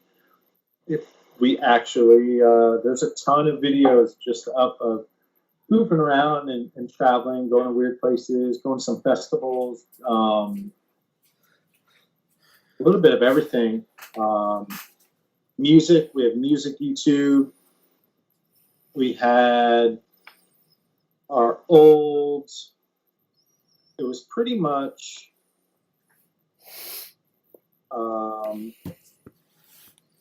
skateboarding and so did you start the channel for like skateboarding and then it turned into like you opened Pokemon, or were you opening, do you know what I mean, like, and like doing art and like skateboarding, and that's where the channel started, and it kind of like incorporated it, like you started adding Pokemon later? Yeah, basically I started like a new channel, because I wanted to do my art. And I think one of my first videos was I got in contact with some of my favorite skateboarders, the Braille skateboard team, and I had been working on some custom grip tapes This is the dude who like owns it. I've been holding on to this one for a good maybe half a year, waiting for the right moment to send it. I mean, all the stuff that was going on was a good reason. There was some stuff in their business that was going on that didn't allow me to, and this dog also just died, so I didn't want to send it right away. Right. It was all just weird timing, but I had always done Pokemon art. It was kind of on the side. Any time I was drawing, I'd draw a Jigglypuff or something like that, just because. And then when I started taking requests for custom grips from some pros and semi-pros and all these people who wanted to ride my grip arts, most of them, and my favorite one to this day, most of them were all Pokemon. They were all Pokemon based. And I sent one out. This one dude's name is Chris McNugget. If you typed him in YouTube, there's a good chance the thumbnail of his face will come up with my grip tape art. I did like what's the name? Chris McNugget. And his actual name is like Chris Perez, but he's McNugget. Probably on the Braille Army channel. And you'll see it like big bug-eyed Photoshop picture, and then with a Caterpie. Maybe I'll do some hunting later and try to find it, but that was pretty awesome. And then there was a couple other, like I did like Crash Bandicoot and stuff like that, but somebody else on that team, they wanted Charizard, sent them Charizard. After a little bit, it's hard for me to even keep track. I think somehow because of my uploads and because I was in touch with these Braille guys, and I was in touch with Revive and all these different teams that other people were watching, like Gyarados Street, CJV, they were watching those guys. I had collaborated with those guys. My channel, even though it was a seed at the time, was recommended somehow. And I think I made Gyarados Street a Gyarados script tape, sent them that out. And the rest is history. Simultaneously, I decided to get a pack of cards because I wanted to open a pack after I did one of these grips, and I honestly didn't even know it was a niche within itself. I didn't know that that really happened, that people opened cards and had like I don't know. I just never gave it a second thought. And then I found CJB's his old like dollar store pack video things, and I found myself watching that. I don't even know how we started talking, probably Instagram or something. And he's like, "Oh snap! You're sending that grip to Uzi Dan? I love Uzi Dan." And like this whole weird thing. I had always had my collection essentially, and then one day I was living at my brother's in New York before I came out west, and he sent me in the mail. I think it might have been in Portland by this time. I had a ton of cards there. Might have been from my friend's house. It's hard to even keep track, honestly. But I had a ton of cards there. He then sent me this huge box of cards. My channel was just kind of starting, and I came up with some kind of crazy giveaway that I was like, I'm going to give away a ton of cards if you guys want. I don't even know how this works, and I just sort of needed to segue it all together. and I did. Yeah, I mean, right. Everybody's channel, right, starts with opening a pack of cards, and it kind of like the rest is history, right? Like, and when you kind of look back on it, it's almost like a blur, right? It's completely. It's crazy. It doesn't. It's hard for me to even. I guess it was me getting my cards that I already had back, and and I was just kind of like, oh, these things.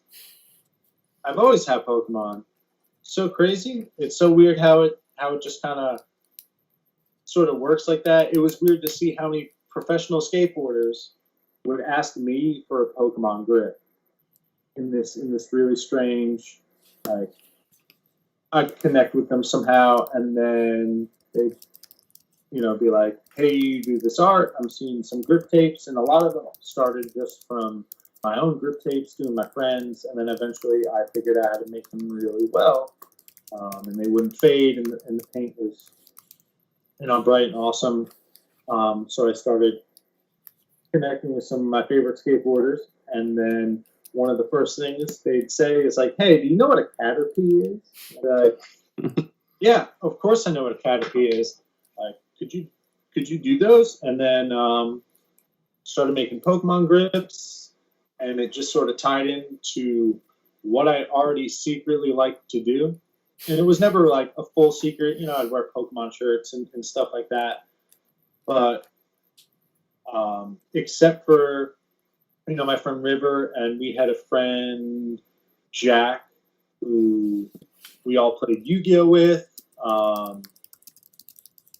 Our other friend, Eric, we play Yu-Gi-Oh! With, and sometimes Magic, but nobody was ever really into Pokemon except for me and my one friend, but we didn't do anything with it. We just had our cards, and we're like, hey, you still have cards too? And he's like, totally. So once I found a reason to be able to start collecting again, and even just send people, I think that's what really got into it, with sending my cards to other people, is how it started just happening in this really weird way. Like, hey, I'm going to send you a bunch of cards because I just found all my cards. And all of a sudden I was getting mail back and things like that. My collection started growing. Most of the cards I have are now, they're literally like 1 or 2 cards from like almost everybody that I'm connected and know. It's pretty crazy. I guess that kind of leads into like, I guess it's kind of like the last question I wanted, but real quick, is there a favorite card you have out of your collection, and is there a favorite set you had, whether it be something vintage that you used to grow up with or something modern now? Like, what is a set that you like really dig right now, or it could be since you started your channel, and or what's your favorite card that you own? It's hard to say. I think one of my favorite pull I think I've ever had, it was with my friend River. We were just messing around. I think we might have been at driving past the card shop, or to one of the, maybe I was coming from one of the stables I was working at. I literally don't even remember. Either that or we were on a Walmart, something weird. Coming back from skating? I honestly don't remember. We went in the card shop. We were looking at some Yu-Gi-Oh! Stuff. We like to duel there sometimes. And my buddy's like, do you want to get a pack of cards? Both of us were like, I haven't opened a pack of cards in like 10 years, like at least. And then we opened some. It might have been like, I'm trying to think of the year, Black and White maybe, or something like that. That would have been 2000. 14 black and white. I don't know. I can't. Maybe somewhere around 2011. I don't even know. But I pulled this crazy. Like, I didn't even know cards were starting to look all crazy and full art and all this weird stuff. And he pulled kind of creepy looking, like, mega. When Mewtwo had like 3 forms and it looked like Frieza from Dragon Ball Z, that weird one that had like. Really hard to explain. It was like it was a mega. It was 2013. Aha! He remembers exactly. And I pulled some kind of like rainbow Mew. That was pretty awesome. That's sort of every once in a while, maybe once every other year or so. And then when I was in my brother's in New York, I was working in the mall. And I have all this downtime because I worked at Tractor Supply, worked at Dunkin' Donuts, I worked at Zoomies in the mall, all kind of at the same time. And my days were just ridiculous. I'd go from one to the other, and then I'd usually finish up at Zoomies, but I'd probably have an hour or two of downtime. So I'd end up going into Target and like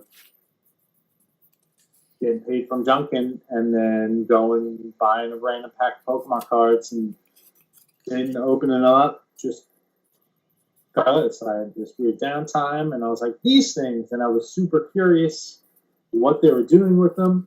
I always liked Eevee and all the original 3.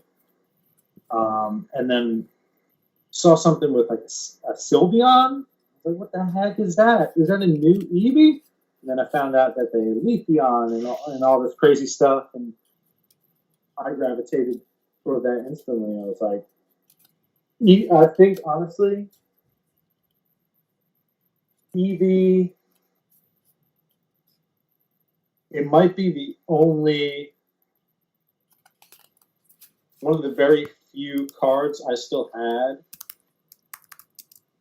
from my previous collection were these old school Japanese ones. The light Flareon and the very cool Japanese, yeah. Yeah. They're not in the raddest condition, but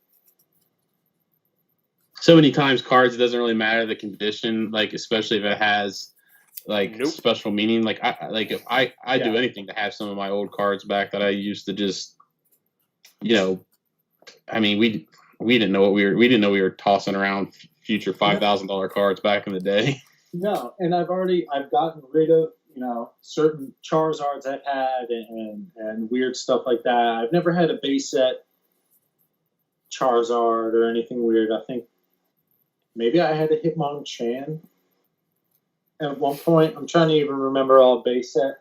But as far as favorite goes, it is so hard to pick a favorite because they sort of alter, because my definition of favorite changes over time and what I acquired the card for. Of course, I have favorite Pokemon, but probably my favorite card, simply because it was such a badass gift. It was my first Rainbows from Teeps, Rainbow Leafeon. Badass card. Very nice. Yeah. And it was before we had ever pulled any kind of rainbow. It was really kind of interesting because we were pulling gold for a minute, and then once we broke that rainbow seal, and then now I have a ton. I don't even know where most of them are, but another one of my favorite cards because the art is so on point. It's so hard to decide. I mean, this has become one of my favorite cards just because you sent it. I've never even seen this card before. It's so sick. I've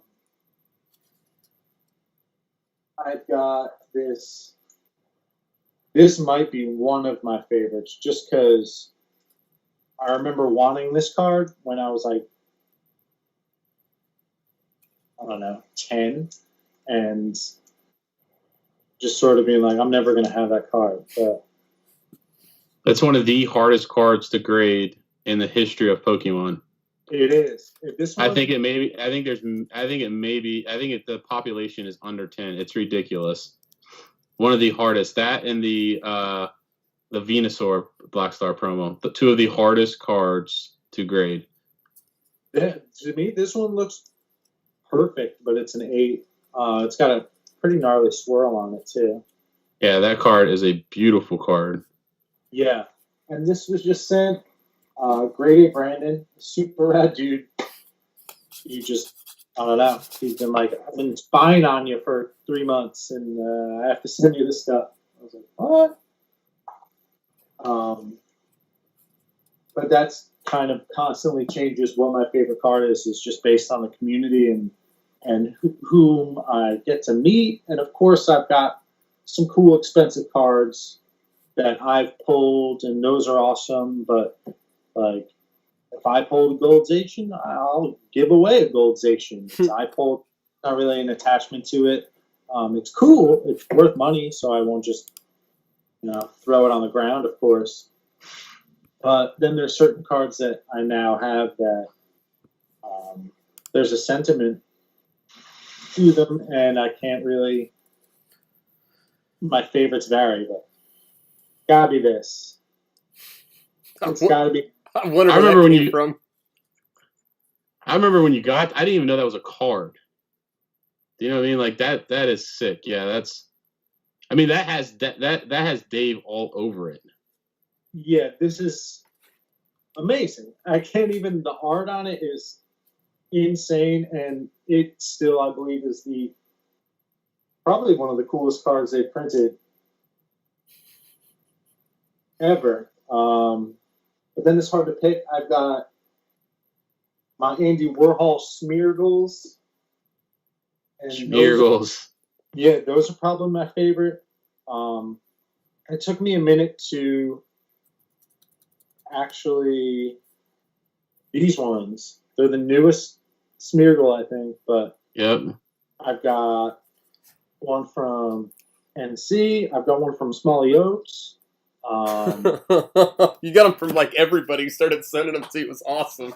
Yeah. Yeah, I started getting Smeargles in like every single package. Got one from Zane Feder. Then these, I've got some awesome artists, dude. Fabza Art on Instagram, Fabza or something. Hit me up. He's from Germany. Oh, wow. German Smeargles. Super trippy. And he made a dope art card. Oh, wow. Yeah, this is the only art card that I have that's not my own. Huh. So that's cool. That was insane to get. It's crazy. So I got one more question from the viewers, and then we'll. I'd like to do your giveaway because you were my PokeTuber of the week 2 weeks ago.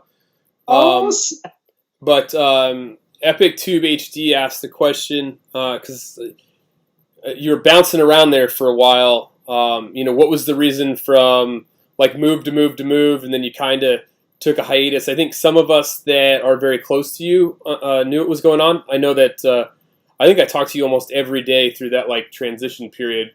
I think that's really where we grew super close because I was just kind of making sure everything was all right, and you were kind of going through your Zen moments and stuff like that. But his question was like, why all the moving and now eventually in California with Teeps?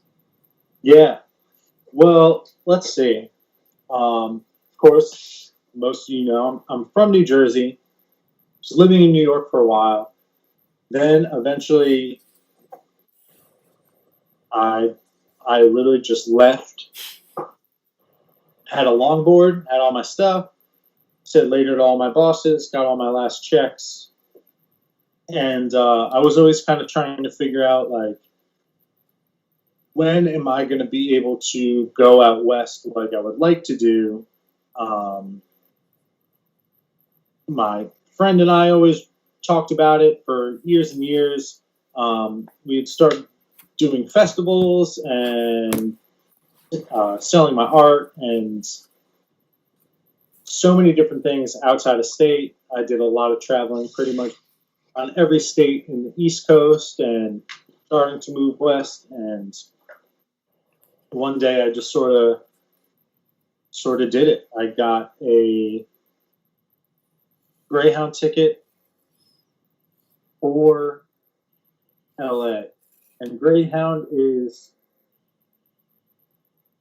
sort of like you can get off of Greyhound, there could be some kind of layover, and then you can end up catching a different Greyhound with the same route, 500 miles away.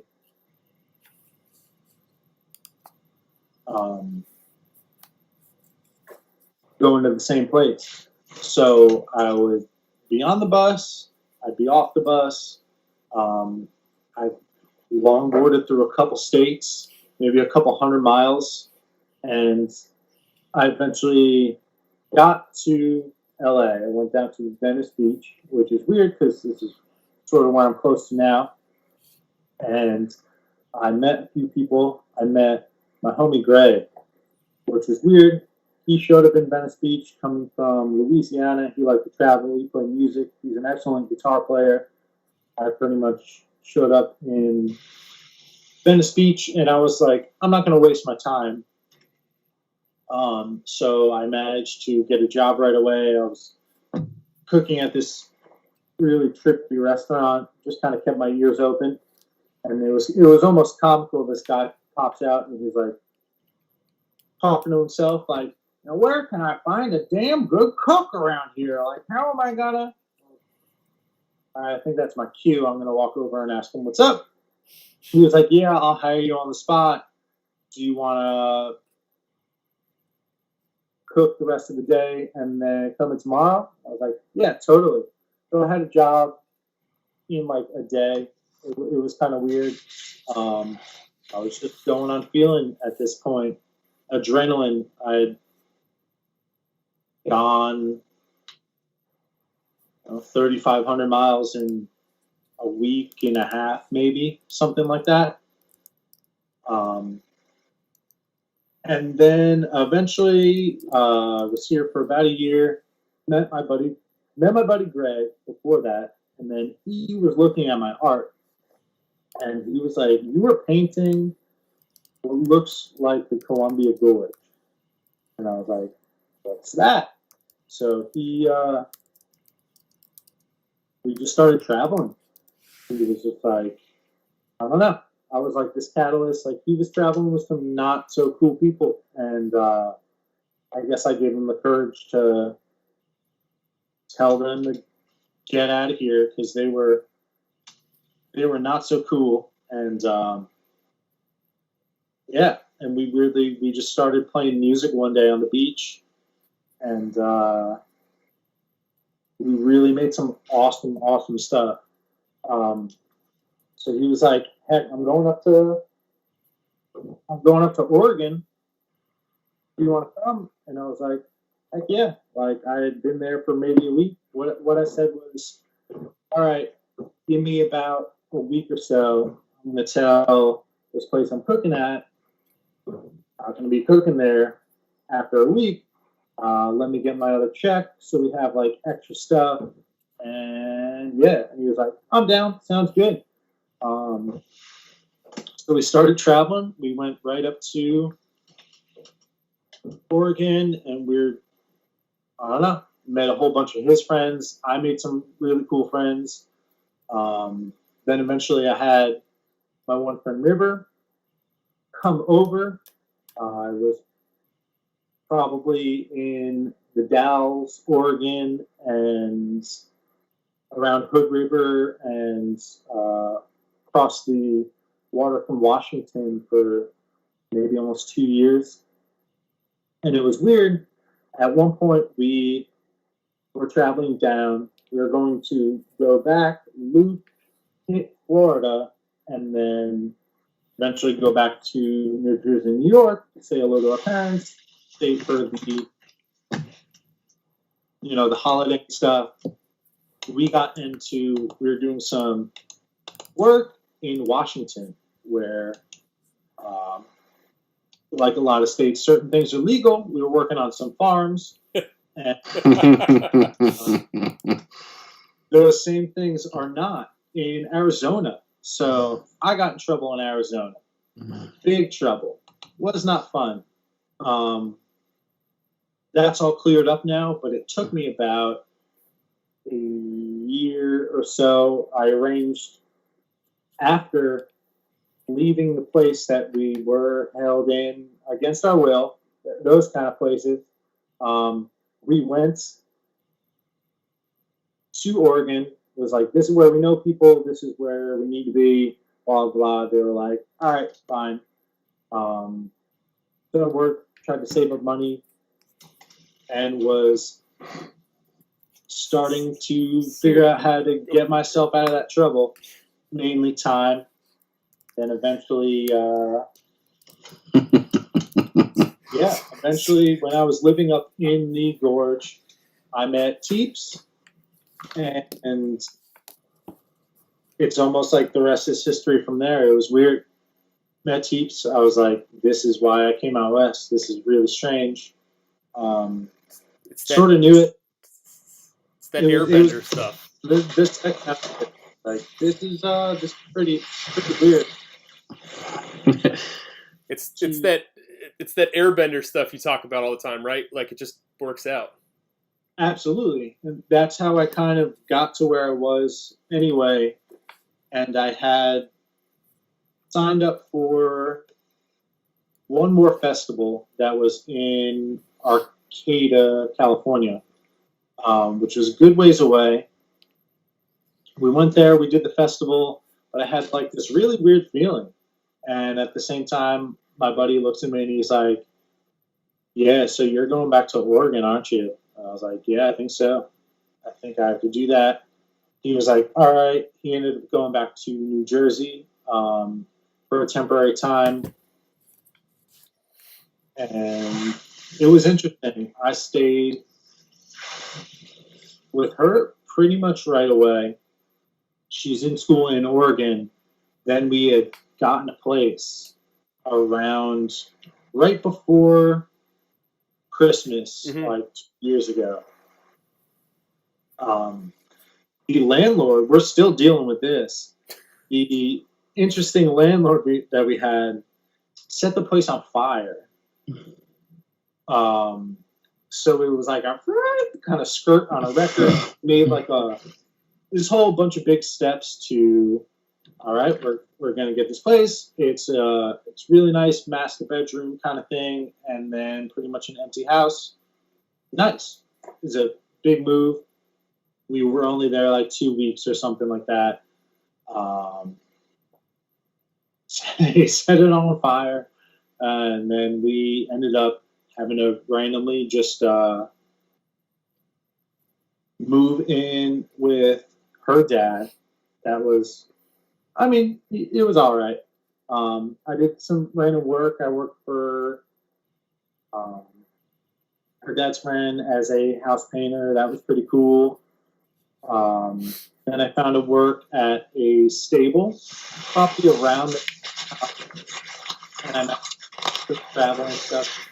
That was cool. But eventually she got accepted to school down here, but was like, I don't know if I want to do that. And I was like, nope, we're doing it. Let's go. Cool, we'll do it. And I had to stay up in Oregon for a good bit of time to finish all the unfortunates and do things the right way. I'm sure I could have came down, but didn't want to risk it, and then have everything spatter the fan, and then we're all covered with Duke.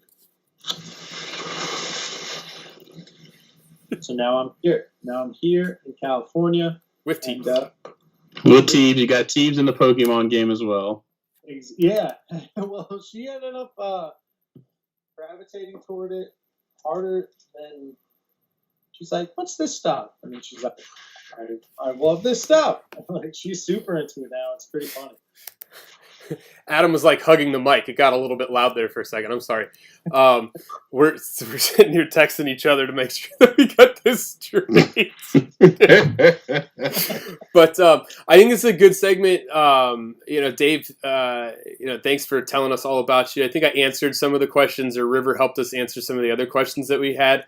But you were our PokeTuber of the week 2 weeks ago, and so we're going to do the giveaway for yours. And then, Adam, do you have yours for this week, or are we skipping a week?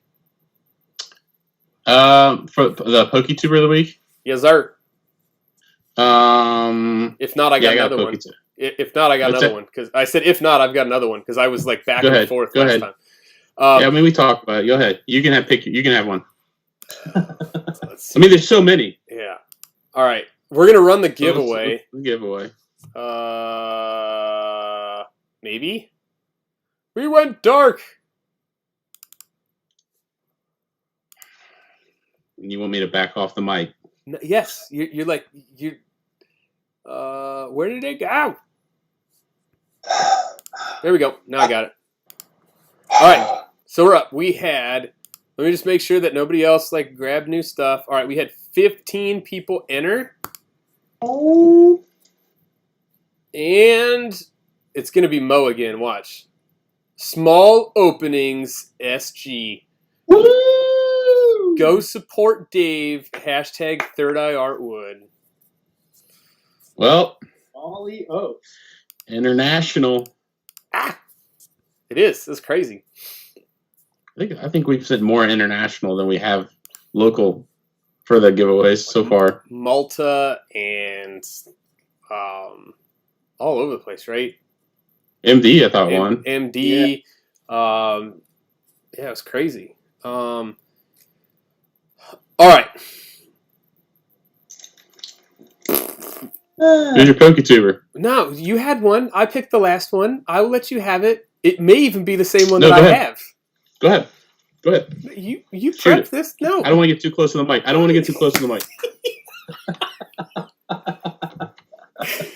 I just want to see if he's still in here, because if he's not in here, I'm not going to do it. Who is it? Just tell him who he is. We got to pick a PokeTuber in our top 5. He's not in here right now. So, no, it does look like he's still in here. So I went kind of back and forth the last time because I have this really good relationship with Dave, and I think more people need to learn about Dave. And I think it was awesome that you came out today, and we all got to learn a whole lot more about you. But the other one that I was going back and forth with, just because of who he is in the community, and I don't think that he gets enough love for who he is Dark Rocket Dad. That's a good one. Dark Rocket Dad. That's a good That's one. my boy. That is a good one. He started. Go ahead. I know you're going to talk about what he started. I mean, one of the single-handed greatest things in the community. So that was why he was up there. He started the whole the Pay It Forward, which we were extremely lucky to be a part of. Actually, all 3 of us were a part of. Yeah. At one point or another, and it was it was ridiculous. Like, it just came out of nowhere. I think it started with CJV, right? Yeah. And then it went to Dave, and then it came to us, and then I think we were 3 in a row because it went Dave to us, and then Adam and I had really just started talking. He's like, "Hey, I'll blow this thing out of the water if you send it to me." And I was like, "All right, cool. Let's see what happens." And it went to people like LSG, and it went to the Sagrifs, who, are doing video games and stuff now. I think it went to Mav. It went to Mav. It went to It's been the Trainer Wolf. It's been the Pokey Paul. And it went to, I'm missing one in between there somewhere. It's overseas. The last was sent overseas, if I can remember correctly. Yeah, I'm trying to think of who MD sent it to. So that's where I think it ended. I don't know if it's gotten back from being overseas yet. But it was awesome, and it really got a lot of people together, and we learned about a lot of other channels, because as I was following piece to piece, it was like, oh man, like I didn't know who they were. And like I followed really closely with where it went, and it connected with more people. He plasters himself all over everybody else's pages. He's super cool dude, and it is it's amazing. He's a great guy. I don't know where it is, but yeah, Wade Brigade was the one that I missed. That was the one I was trying to think of. Yeah, who LSG had sent it to. But I've got his cup. I'm not going to reveal it. I'm going to let him see it first. But he won one of the. Sick! He won one of the Weaver cups, and so I actually got it back yesterday. And yep, really one of them. Yeah, one of these. My guys. coffee stayed hot to the.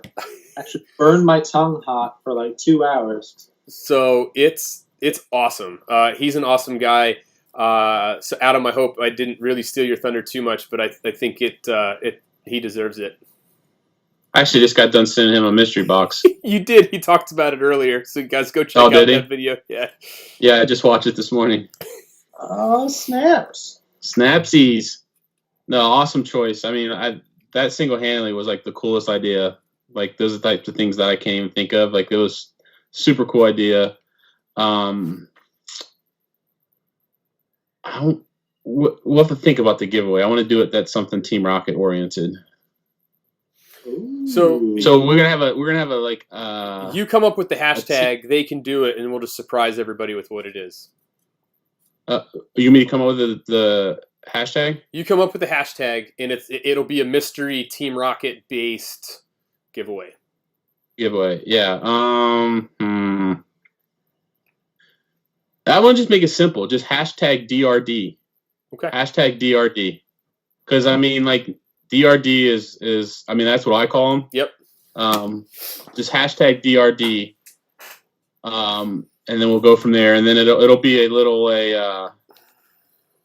be like a little mystery Team Rocket themed mystery giveaway. It's my favorite set, so I got tons of stuff. So I just opened a couple packs today for a later video in the week. Ooh. So some spiciness out of Team Rocket. Yeah, there was some spiciness today. Dave can't see. There it is. Hashtag DRD. Yeah. Make sure you guys join these. I mean, we do a giveaway every time we do the podcast. So yeah. I mean, people are pulling fire from those what were we giving? Roaring Skies, because people comment or show me pictures of what they've got. A couple of Shaman EXs, if I can remember correctly. Is there Rayquaza in there too? Because I think someone sent me a picture of Rayquaza. Yeah, there is. So yeah. So I want to before we get to the top 5, I think we had a couple of segues. I'm going to have Addison come in and talk about ours. But do you want to talk about your giveaway real quick while we're on the topic of giveaways? Yeah, so for anybody that's in there right now, I have a giveaway going on that's Addison. I guess it's my 400 sub giveaway. I usually let them up for like 2 to 3 weeks or whatever, but go check out the video. Bryce is a pro in the game. I mean, him and Addison are doing pack battles every week, and they've grown so much. So like, even you'll see in all my videos, like my last video that was with Addison and Bryce, I mean, he did a better job of doing the giveaway than I did. But basically, we're giving away an art set of Top Series 2. So I mean, I don't know, that's like $75, right? And then I have an art set, or Drew's custom cards. I bought. He did Bryce's shiny Mewtwo, and then he did me a Golden Wartortle, actual like a custom card. Yeah. And then when I got that, he included a Charizard, Blastoise, and Venusaur custom card, and so I have that included in there. And then if the video gets 100 likes, I'm going to add in an art set of Roaring Skies. And then if somehow I get to like 500, I got a OG WotC binder that I'm going to include. So like, I'm adding, like, I like doing my giveaways. Adding different layers to it. So there's a like layer, there's a sub layer, and then there's just the thing that all you have to do is comment golden giveaway. It's always going to be golden giveaway. check out that video. Like, share it, and try to reach all the different things so I can give away a bunch of stuff. So, Addison, what you got, Addison? Hello. She wanted to come in and say hi today, and I figured that because she did it and she filmed her battle video today for this week, that she can talk about the first part of our giveaway, and then we're going to layer ours as well, and we're going to try and blow this one out of the park on this one and see if we can hit the goal. So, what do we got? So we got a Mewtwo pin collection box, and then a new pin collection box for the giveaway. So we're going to drop the video tomorrow. Once we hit 750, we'll do that giveaway. And then I'm going to add a caveat to it just so everybody here knows first. Because of what was announced this week, Adam and I discussed it because we go pretty hard on our channel here for us. If we can hit 1,000 by time Champions Path comes out, we will give away an ETB of Champions Path to 10 different people. Crazy. That's spicy, guys. I mean, that's 10 ETBs. That's 10 people to win. That's nuts. Yeah, that's crazy. And I think it kind of goes hand in hand because what we want to end up doing, what we've talked about doing, especially like I won the base set 2 box. I obviously have other WotC boxes that I just haven't opened yet. And we have some top stuff. We're looking for other interesting boxes. What we want to start doing is doing box breaks like once every 2 weeks. We want to get a bunch of boxes in a row so that we can do them every 2 weeks. And what we're going to do is we're going to sell packs out of the whatever box we choose to open, and then certain proceeds from those packs are going to go to charity each time we open them. So I think we just threw out like for the top series 2, we charge like $25 a pack, and then $5 will go to a charity, and the charity will be different each time we do a box break. So one of the things that Adam and I like to do a lot is giveaway stuff, right? And then help people out. There's so many people that don't have it as well as we do, and we try to help out wherever we can and whoever we can. So it's kind of like our MO. And then there's a lot of different organizations and stuff that are close to us, either for me or for Adam for personal reasons. And we want to use this avenue to help give back to those organizations that's either helped us or in our families or Adam and his families.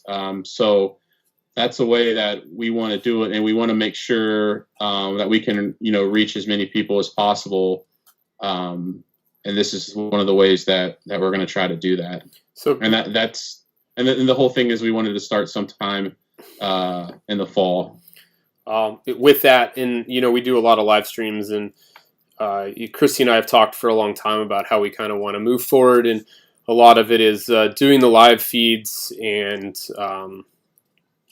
any kind of box breaks that we do, any kind of super chat donations, is like all of that goes towards a better cause than us.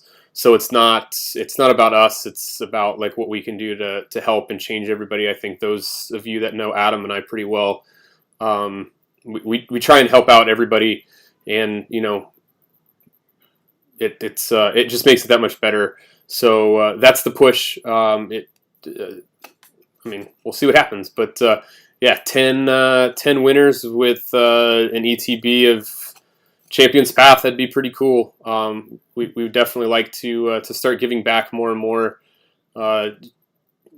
charity-wise, and that's the easiest way to do it. So we'll get there. What really was the deciding factor on that is that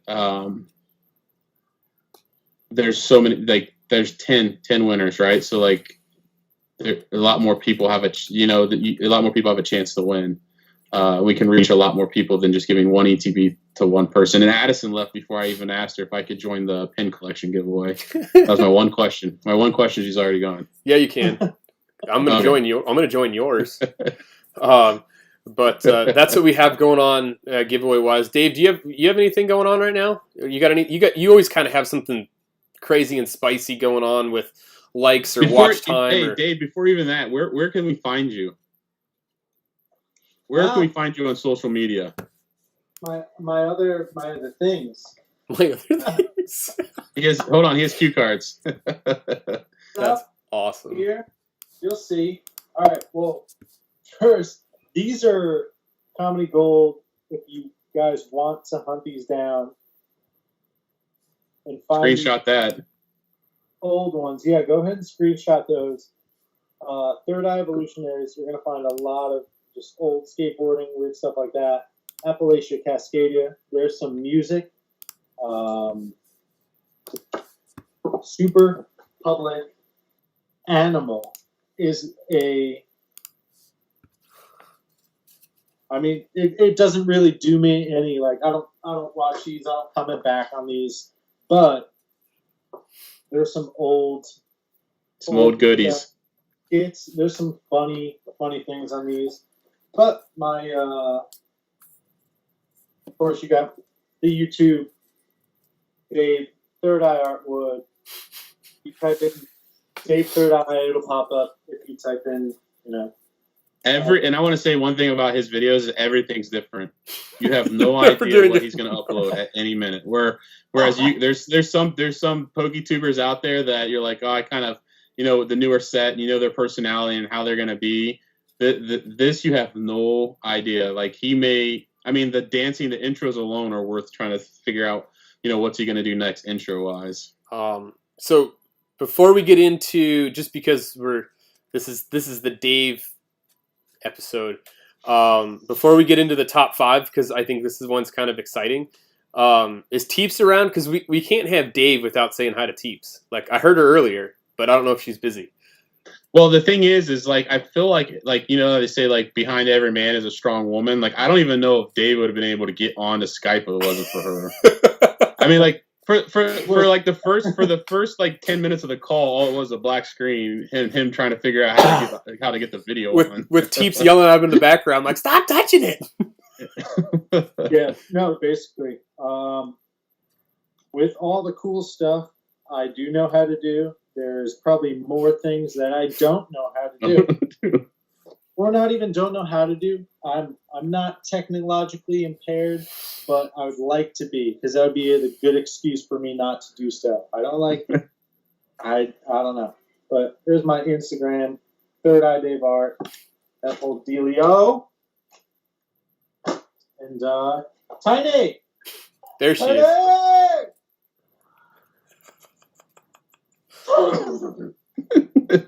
Your neighbors are going to start yelling at you. There he goes. You can't have you can't have Dave without a little bit of Teeps.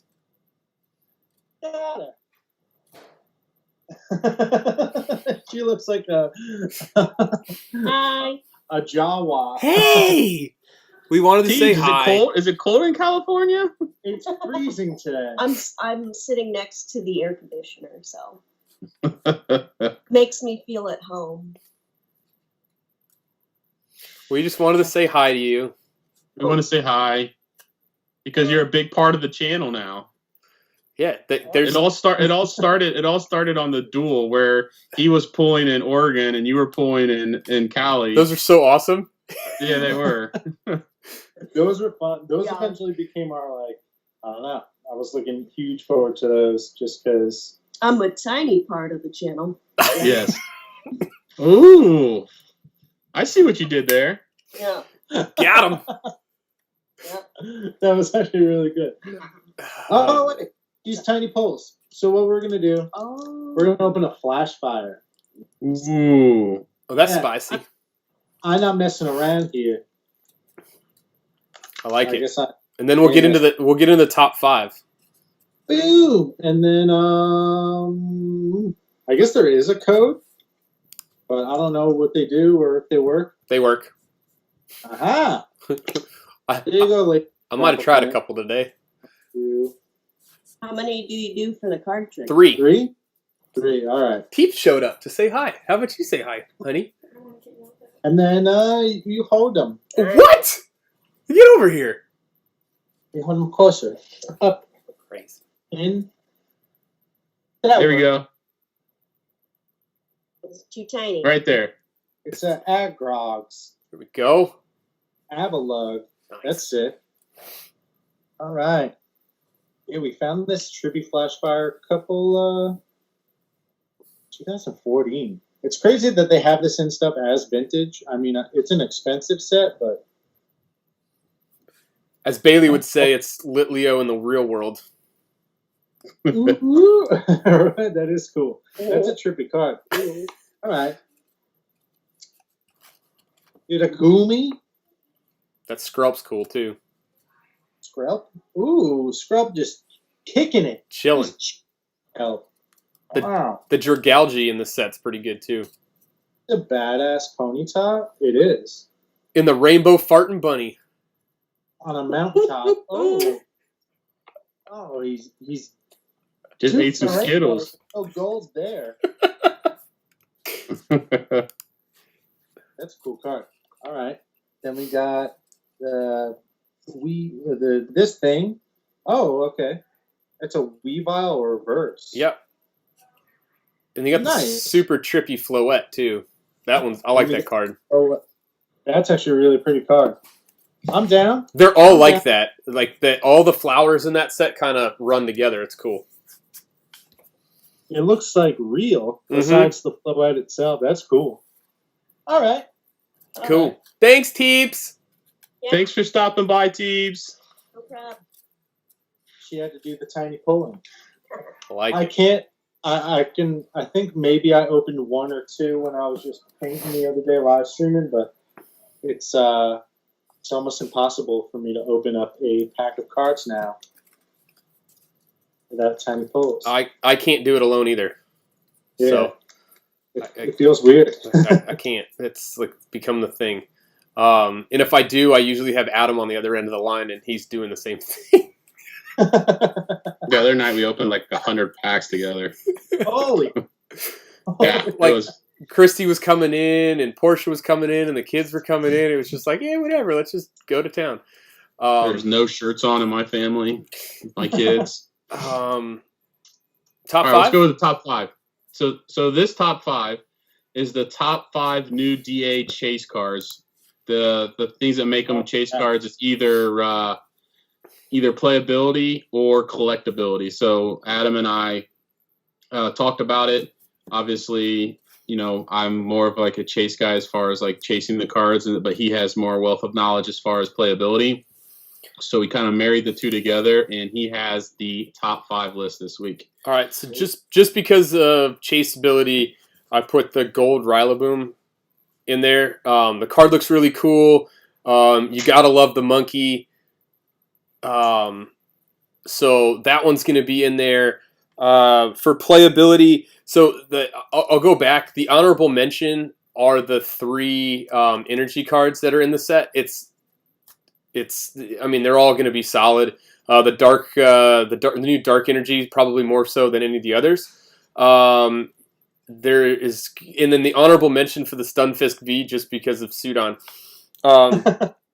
Number 4 is for playability, and I think there's a full art and a rainbow version of it as well. But the Pokemon Breeders Nurturing is going to see tons and tons of play. I will read you the card because I have it right here. It says choose up to 2 of your Pokemon in play. Search your deck for a card that evolves from each of those Pokemon and put it on the top of them. Then shuffle your deck. You can't use this card during your first turn or when that Pokemon came into play. So going to be very, very playable. So look out for that one. That one's going to be good. A one turn. One turn, find 2 in your deck, and then evolve. So that's going to be gigantic, especially because the next card is going to be one of them you're probably going to use it for. But the Eternatus V and VMAX are going to see tons and tons of play. And everybody likes a bony dragon. So that one's going to be cool, more so for playability. And I think that a lot of people are going to chase it just because that was like huge within the game. And I can't not laugh, dude. I just looked at chat. They said they finally put you on They finally put Adam on a I don't know what one that's directed towards, but whatever. And then I think probably the most playable card in the set may end up being the Crobat V. I think we finally have a really good counter to the Dragapult V decks now and the Dragapult V Max decks. A lot of it's going to be revolving around the Crobat and Eternatus. So that's going to be a big chase card just for playability. And if playability is high, then the other portions of it will be high, the dollar value. But just in terms of pure chase, I mean, I don't think anybody's going to argue with number one. It's going to be the Charizard V and V Max. I mean, we talked about it earlier. Sold for $500 today, consistently selling between $230 and $250 for the V Max. Like, that's just insane for a set that hasn't been released. So that it's going to be up there. So that's top 5. I think that's all we got today. I know I'm going to speak for Adam, but Dave, we couldn't have thought of a better quirkier guy. He's doing it right now. A lot of people called Dave a Swiss Army knife in the chat because as we delve deeper into the interview, it's like, okay, you're a quarterback, you ran track, you played soccer, you build skateboards, you ride skateboards, you play instruments, like the list goes on and on. He has trouble getting Skype to work, but there's a lot of things that he knows how to do that kind of offset that. But like I said, I mean, I appreciate it, from the bottom of my heart that you came on and you allowed us to have you on our podcast. And I know it meant a lot to Adam and I. It meant a ton to me too, honestly. I've been nervous for something and to write stuff down. I don't do that stuff. But there's so many words that I can't even honestly think of off the cuff that it just means a lot. Everyone in the comments, like even watching what every single person is doing with their channels and how they're expanding and starting podcasts and businesses, and it's growing to just literally like a huge community, like a town of its own creation. There's so many different parts and moving gears and parts to the whole thing. It's pretty nuts. Like just crazy every single day through art, Pokemon. Like there's all these weird things that you wouldn't even realize how much everybody has in common from all these different aspects of life, and all of a sudden, oh, I like Pokemon too. It's like, it's crazy. Yeah, I think that's the great thing is there's one common thing that brings multiple people together from different backgrounds. That's the craziest thing. Adam and I talk about it all the time. It's like Pokemon bringing multiple people from multiple different backgrounds together, like, and talk about it. That's the great thing about it. And it's like, you're right. It's like this virtual town that, or, you know what I mean? Like community that we're all a part of that, it's just nuts. You get close to a lot of people that you've never met.